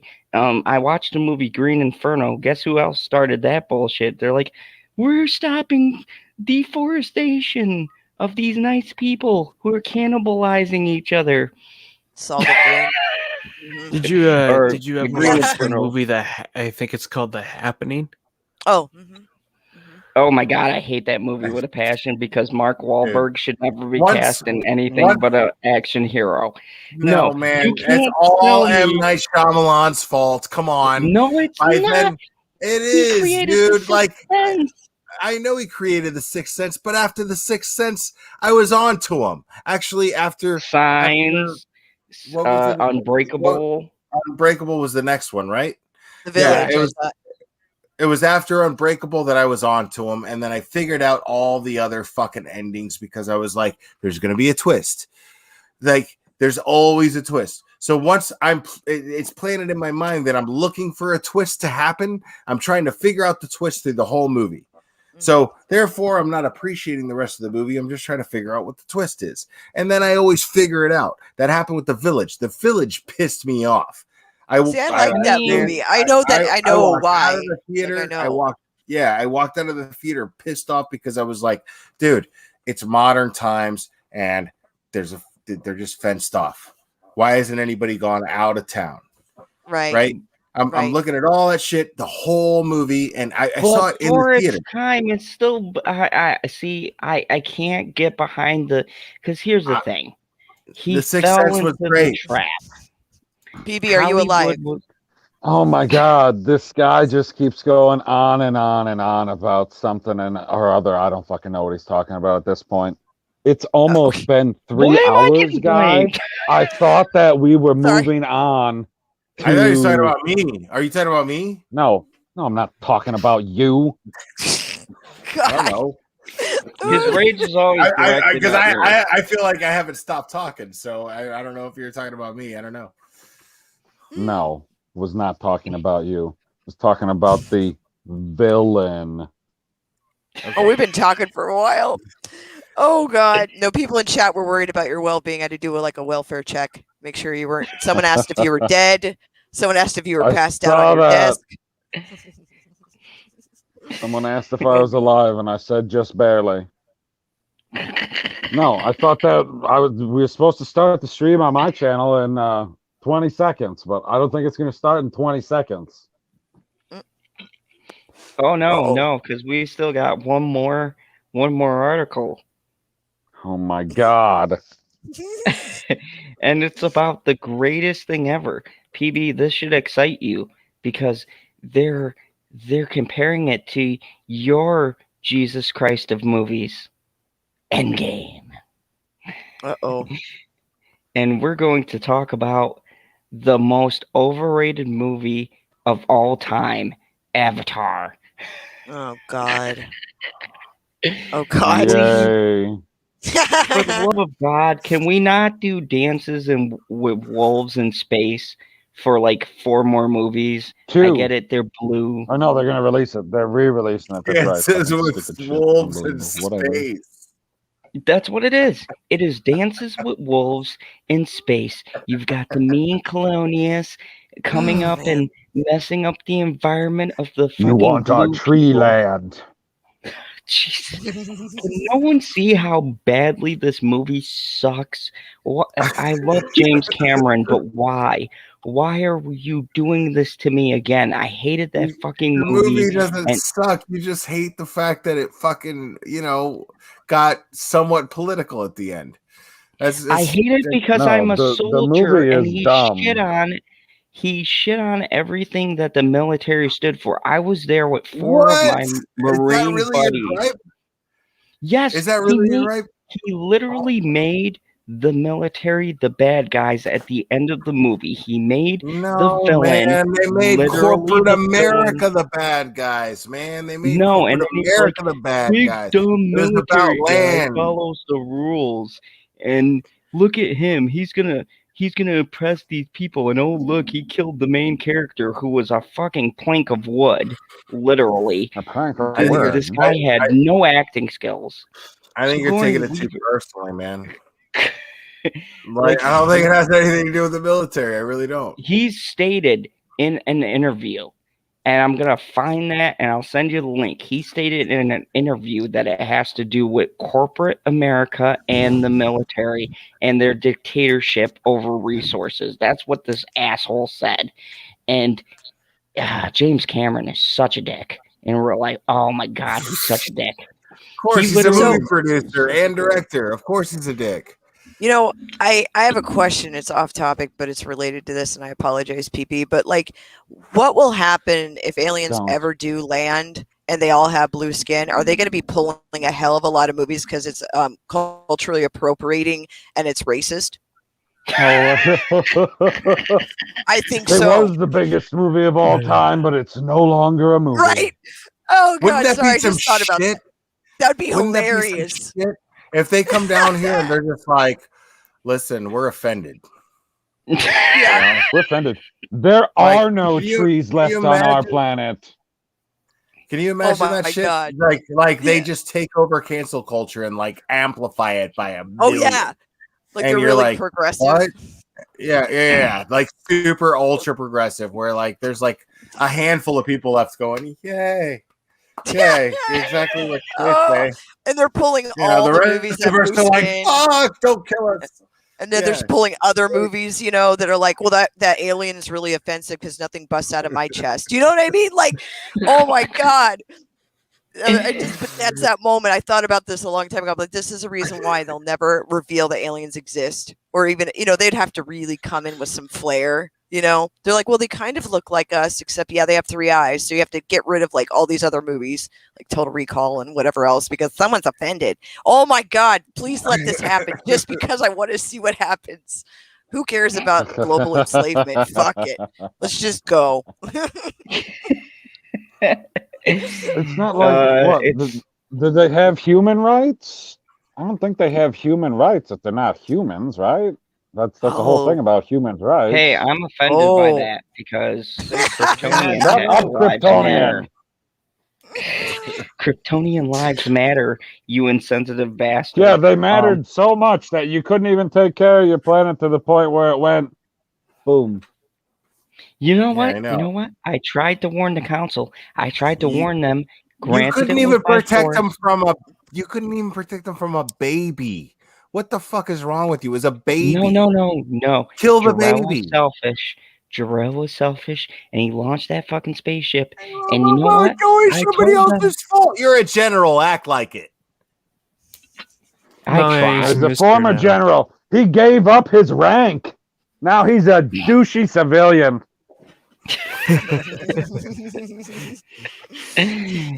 It's 2021, and Avatar is about to overtake the Avengers Endgame in the highest grossest movie of all time. Let's read this by I need a donut for this shit. By Rebecca Rubin. Let's see what Rebecca's gonna say. Pour one out for Earth's mightiest heroes, Avenger Endgame. The everything but the kitchen sink Marvel superhero blockbuster is poised to relinquish its title to the highest grossing movie and overrated piece of shit in history, Avatar. The previous record holder prior to the release of Endgame in 2019, James Cameron's groundbreaking yet ripped off everything in existence sci-fi epic held the ultimate blockbuster block office crown for I'm a laughing decade. at you drunk as shit trying to read this, dude. I'm not even trying to lie. You are fucking this up. It's fucking hilarious. So bad. 2.7897 billion worldwide. Avengers Endgame eclipsed the milestone ever so slightly, churning out a casual 2.7902 billion global ticket sale. But Friday, Avatar returned to movie theaters in China, fuck China, and grossed the mouse won't like this. The mouse won't like this.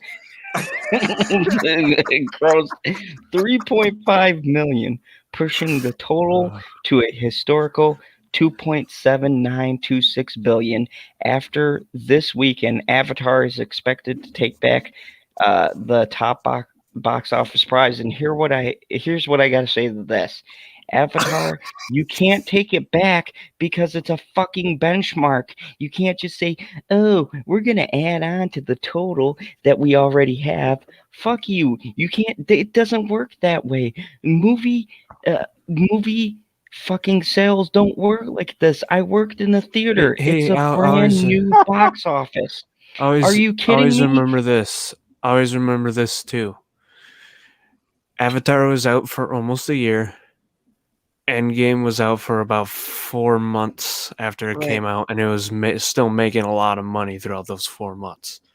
You know what, Avatar? I want to see them re-release Endgame. In case you missed it, this article is brought to you by StreamYard, by the way. StreamYard, the only way to stream.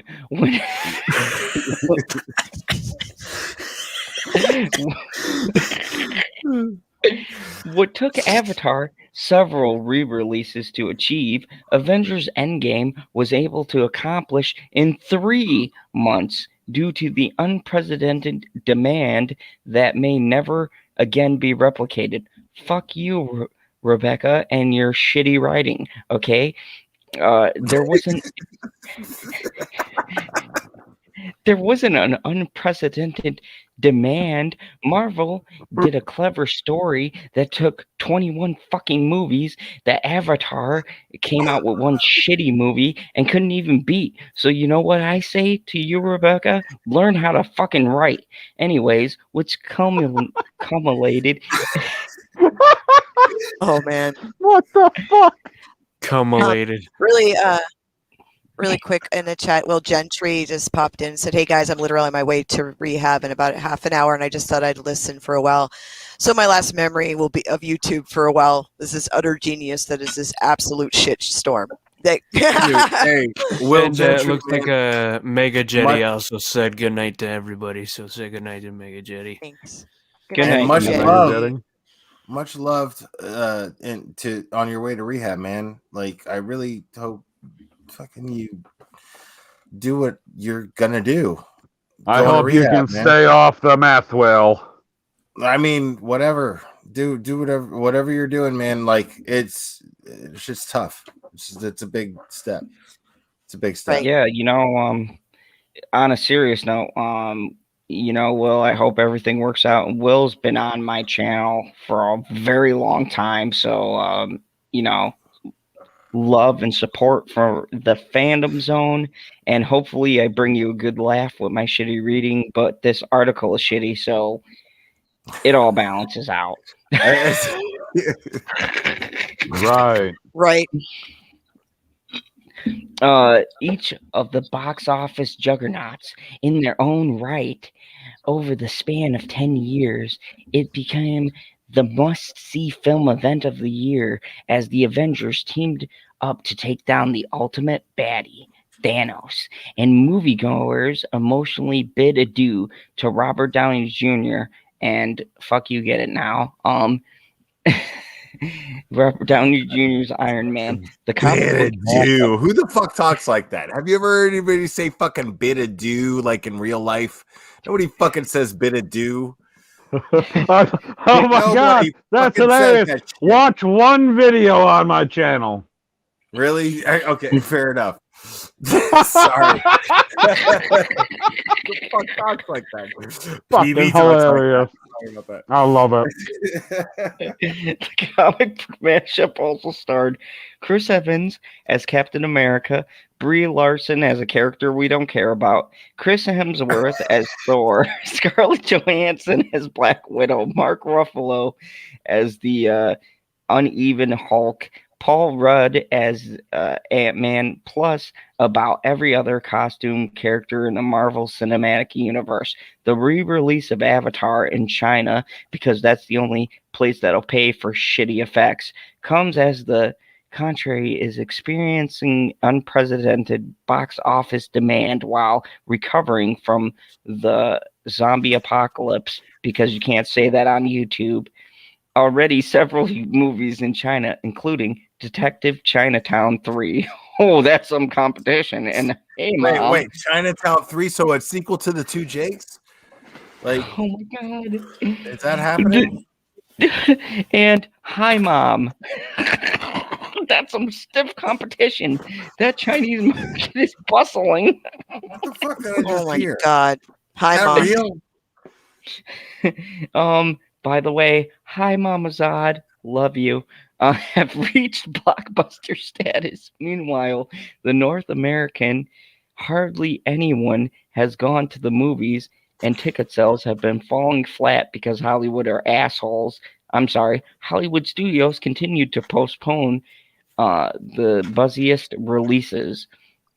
Though Avatar was released by 20th Century Fox, now owned by Disney, owns the property. Other companies merged in 2019 with Disney's acquisition of Fox. Oh yeah, I forgot that. So the mouse is totally fine with this because the mouse is making money. Mm-hmm. Yep.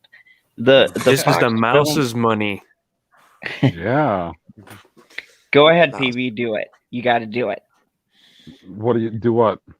You want me know to what laugh? to do. No. You don't want me to laugh? I want you to go into detail. Tell us about Mickey's revenue. Oh God. You want me to tell you about all my money? You son of a bitch! No. Oh God. The Walt Disney Company houses 8 of the 10 highest grossing movies. I just want to point this out. Walt Disney Company houses 8 of the 10 highest grossing movies ever. Just let that sink in. Cool. With more than 2.5 billion global receipts, Avatar and Avengers Endgames are in ratified company, the 3rd highest grossing movie ever. Ratified. Yes, ratified. Ratified. Yes, I'm sticking to it, even though I totally said it wrong. The 3rd highest grossing movie ever is Titanic, which grossed 2.47 billion. Star Wars: The Force Awakens. I believe it's pronounced Titanic. Thank you. But go ahead. Hey, my heart will go on for that movie. Star Wars: The Force Awakens and Avengers: Infinity War were the 4th and 5th biggest films with 2.068 billion and 2.48 billion respectively. This is the ridiculousness. So Warner Bros. Somehow still at 59.7 million. Okay, good for you, Warner Bros. By the way, go check out HBO Max. Universal at 39.3 million. Disney at 10.3 million. Sony at 9.5 million. Lionsgate at 8.5 or 8.3 million. Styx, who gives a fuck? Paramount, no one cares. United Artisan, die. Yeah, so that's pretty much it. What about yes. what about Millennium Films? What about Canon, who made some of the greatest movies of all time? No, it's just Disney. They're out of business. Disney's gonna take over the world. God. It's Disney. They own everything. They fucking got a stake in Hulu. They own Fox now. When we won't see Iraqi until 2030. We won't see Aliens until 2038. Did you say Rocky? Yeah, Rocky's part of that. Rocky's another. Is there another Rocky movie in the works? No, it's gonna all be Creed now. There's gonna be a Creed 3, Creed 4, Creed, fucking children. Creed. Abu Nas is in chat. Abu Nas says, "Don't you awesome YouTube creators go to sleep? Salute this panel for burning the midnight oil." I'm totally about to go to sleep, but I want to hear if somebody has a problem with the fucking Creed franchise. Abu Nas, salute, by the way. Good to see you. Me and Abu Nas, we had a great chat on Stone Loki and Purple Valkyrie. Purple Valkyrie reached her 1K. She invited me on her celebration. And, it's just been great. Abu Nas has been in the chat. He sent me a super chat, so go check him out. We have a difference of opinion on a lot of things, but it's really good to meet someone who can have a difference of opinion and you can still talk to them and they don't act like an asshole about it. So that's a positive change. You know what I mean? Like, generally speaking. Yeah, generally speaking. On Twitter, Jesus Christ, Oh my God, Twitter. I don't even want to get into the mindless debates I've had with these fucking Twitter board weirdos talking about, you're a bigot. What's a bigot? You're not diverse. Go back to school. Oh my God. You're not diverse, meaning that you're not part of my agenda. Meaning they don't understand what bigot means, because bigot has nothing to do with diversity. People are fucking stupid. Shalina in chat was asking. Oh, sorry. Shalina in chat was asking, what about Saban Films that is coming out with City of Lies, Mr. Zod? Saban Films. Saban Films is interesting because they have one of my near and dear favorite products, the Mighty Morphin Power Rangers, and they sat here and took a product. Yes, they do. And they took a product that everyone passed off as a joke, and they've made it a fucking blockbuster, and they've done incredible things. And you know what? God bless them for saying, we're going to take Johnny Depp and help make that film be made, because we don't give a shit about what people are saying that is absolutely untrue. We just want to get a great talent in a movie, because if you have to choose between Amber Heard from The Stand, that shit show, or Johnny Depp, who's making good shit, who are you going to pick? CBS All Access trash? Yeah. That destroyed Star Trek? Those clowns? Well, that CBS All good night. Access stuff is going to Paramount Plus. Really quick. I'm sorry. Will Gentry is about to take leave. He's just got to go shower, and then he's on his way. Just want to send him a shout out again and wish him luck. I know he'll do awesome, and he'll be back with us soon. And take your time, heal. You know what I mean? Get on the path you need to be on. It'll be good to see you again. You know? Yeah, Will Gentry. Thanks, man. Like a whole other part of Will. You know? Yeah. You know, awesome. On a serious note, shout out Will. That is hard, and I come from a family that dealt with a lot of addiction. They didn't get help, and it led to a lot of bad things. So I commend anyone who's willing to take that step, because look, no matter what anybody else says, you can't force someone to get their life straight. They got to come to that conclusion. If you try to force them into doing something they don't want to do, it's never going to work. So the fact that you're aware enough to get yourself the help that you need, I absolutely positively commend that. And, I respect that a great deal. There's not very many people who are self-aware enough to know that they needed to take the steps in their lives to improve themselves. So, big shout out. That's Don't worry, Zod. We can get you into that Brie Larson rehab. Never. I'm gonna go ahead and get out of here, man. Like, I really appreciate you having me on. I had a fucking blast tonight, man. I seriously had so much fun. And Mad Squirrel, it's really great meeting you for the first time. Yeah, me too. I think this is the first time I was on with CyberneticHusky too. But I had a great time, and I really appreciate you guys. I'm gonna crash. I gotta work tomorrow, but I really hope to do this again soon. Oh yeah, definitely. We would love to have you. Yeah, it was good to meet you always too. Welcome. Sir. So, all right. Hey, thanks, guys. Have a good night. Talk to you later. Have a good night. Good night. I just want to say this has been a great night, a great experience. Hopefully, PB still has the after party. I'm sorry I cut into that, PB. But oh no.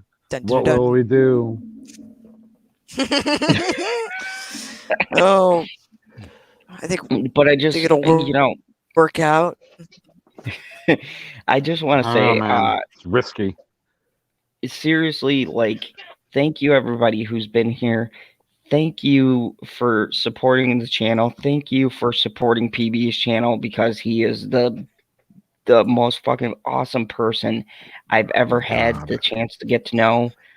PB has stuck with me and this channel, even though I annoy him constantly on a daily basis. That's what family does, though, right? There's a love there, but you don't have to like all the time. I'm like that, annoying, brother member of the family who's like, yeah, we got that person, that we keep him in the corner over here. But goddamn it, we like he's him. that special I was telling cousin. Com Squirrel. Earlier. I said, you know what it is about Zod and PB, and even a little bit with CyberneticHusky, but obviously I haven't been on a lot with him, but we've been on enough. And I said it's like being with obnoxious siblings that I didn't know I was related to, and you just and he's like, that makes sense. It makes sense, and I'm just kidding, but but it's like having siblings. Like I didn't grow up with any siblings, so yeah, it's like, oh yes, it's my brothers that from another mother, if you will. That I'm always just kind of like, okay, put the knives down. Like that's what I feel like. Just put the knives down, put the booze down, with love. I don't. The knives are in the other room. Don't worry about it. That's safe. You have donuts. They're all booze is holstered. right next to me, but I ran out of cherry Coke, so. Right. Oh, so now you can actually get to the booze, hey? That's code. Booze, wink, wink. I'm having juice. Here's the thing. I'm so glad that we get to share this show and all of our craziness. I'm so glad, when what happened with Cyber and he just like disappeared out of the group and nobody noticed. I did, and I was so glad that Cyber it felt that he could bond with us. Is that true, Husky? What, you got me disappearing and no one remembering? No. Yes. Did Zod notice? Did Zod notice? No, because it was a different person on the panel that noticed. PB is the reason why I'm on this show. Culturally appropriating my pup. You know what though? I culturally appropriated two black men, so hey Perp. Oh my god. Perp, what the hell are you doing? He's lingering. He's sneaky. He's eyeballing us. Here's my other sibling right there.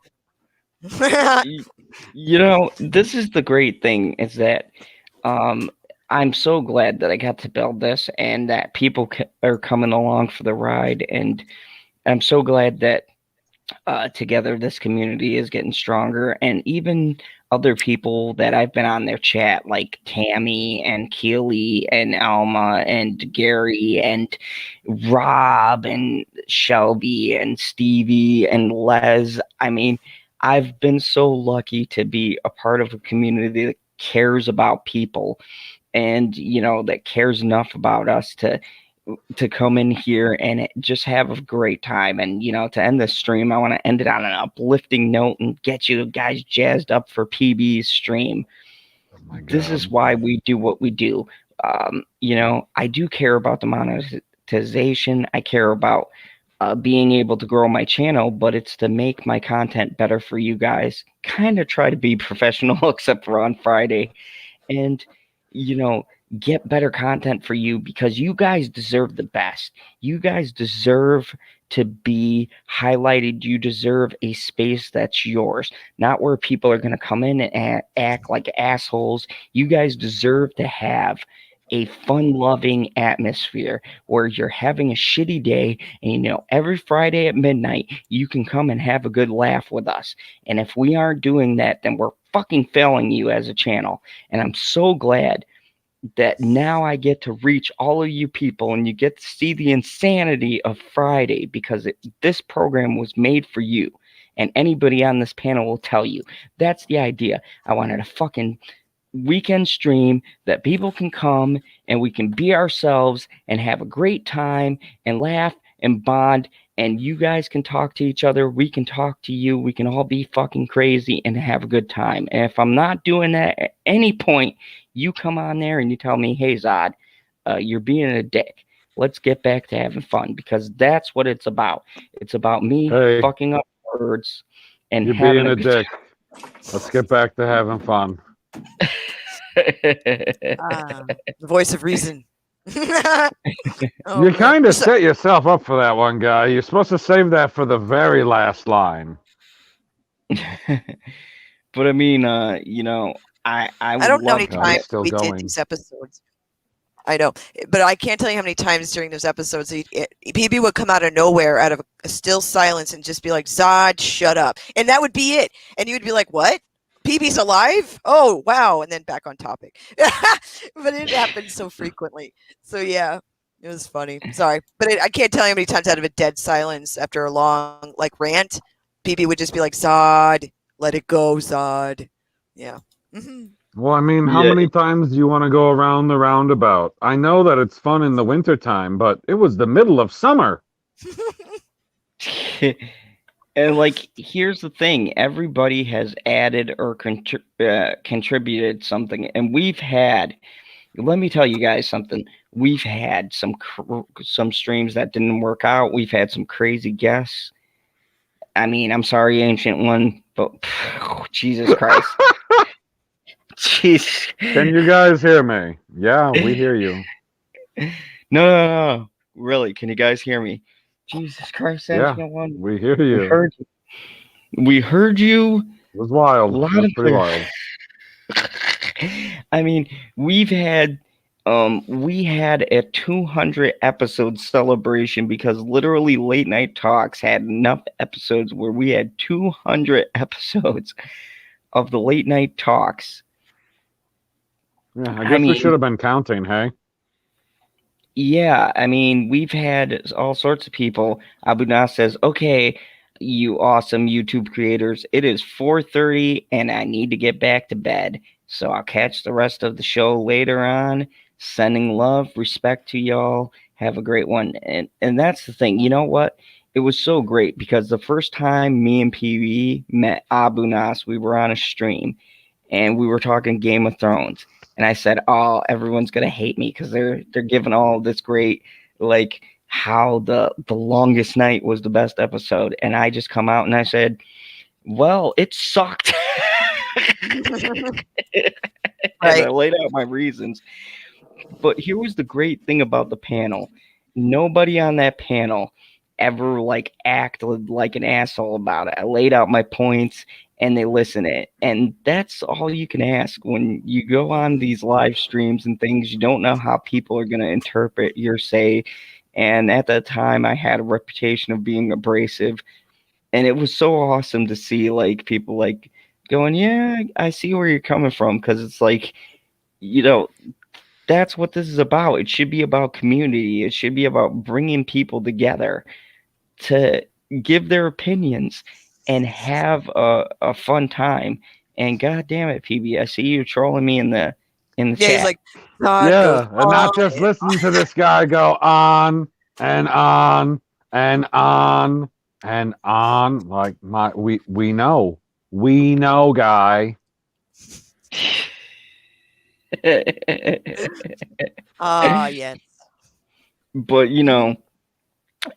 it's been a great stream, and Zachary, I sent you a link, but we're kind of wrapping things up. I definitely love to have you on. I've been lucky enough to meet all these people. Go check out Zachary. Go check out Abu Nas. Go check out The Glare. Go check out all these channels I mentioned. They're all great people. You'll have a good time. Let me go down the line. CyberneticHusky, the most quiet on the panel. What do you got coming for us on your Twitch? Because you're barely on YouTube anymore.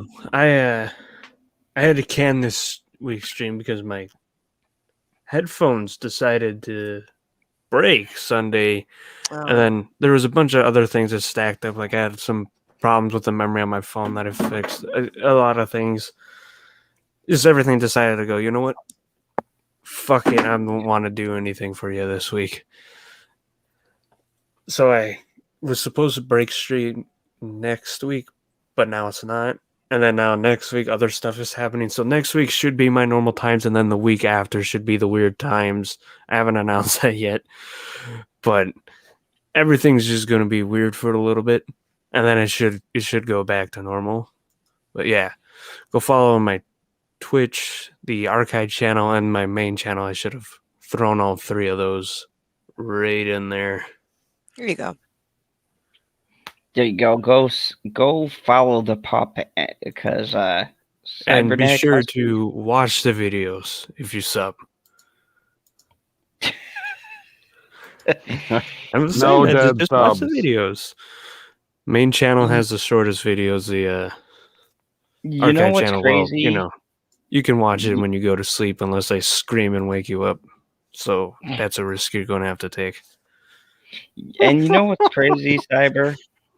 Is My that God. I know everybody in the chat, and they, God bless them, they sit here and watch the replays all the way through. This is the best community like ever. They watch our replays, they comment on the videos. You guys are fucking amazing. I'm so floored at the difference between a community that actually gives a shit versus a community that doesn't. Mad Squirrel, you always got some crazy like philosophical stuff coming out. What do you got? What are you talking Oh. about, guy?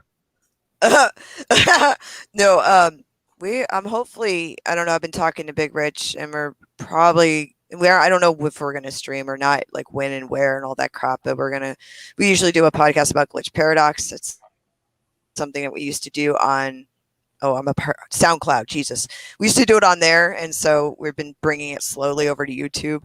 But it's just a crazy ass show, and it mostly crazy things, which is outstanding. But anyway, nothing else other than that. I'm setting up my work stuff or my area for doing videos. So hopefully, God bless, I'm gonna hopefully be stimulated next week so I could do shit. Thank you very much. # good things. Anyway, God damn that fucking baby Yoda man with the eyes. Oh my God. It's freaky. So anyway, but that's about it really. You can catch me on Twitter.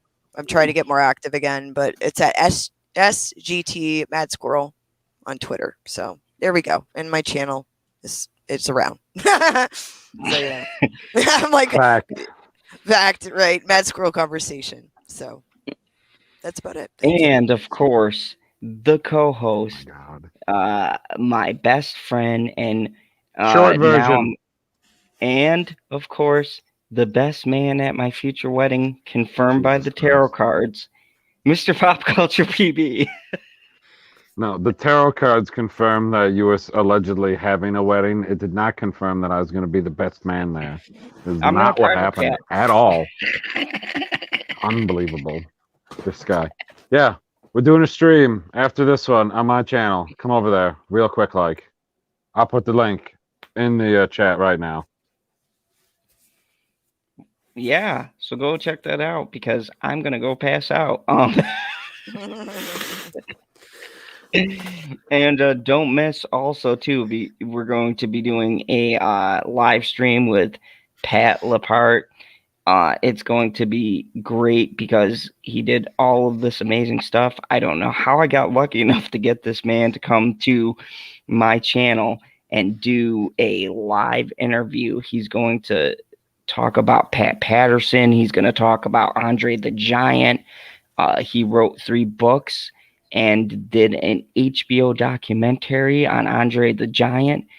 I don't know how the hell it happened.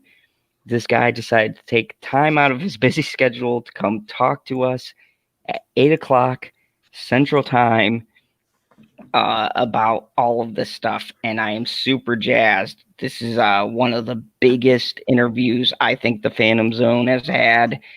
I cannot wait. It is going to be awesome. PB, do you got your notebook out so that, you can ask all the questions? I don't have my fucking notebook out. It's 3:30 in the morning and we're trying to move on. Why are you asking me questions about your promo? Because that's what I do in the Phantom Zone. And yeah, so we're going to wrap this up. Thank you, everybody, for watching. If you like the video, make sure you like, share, subscribe.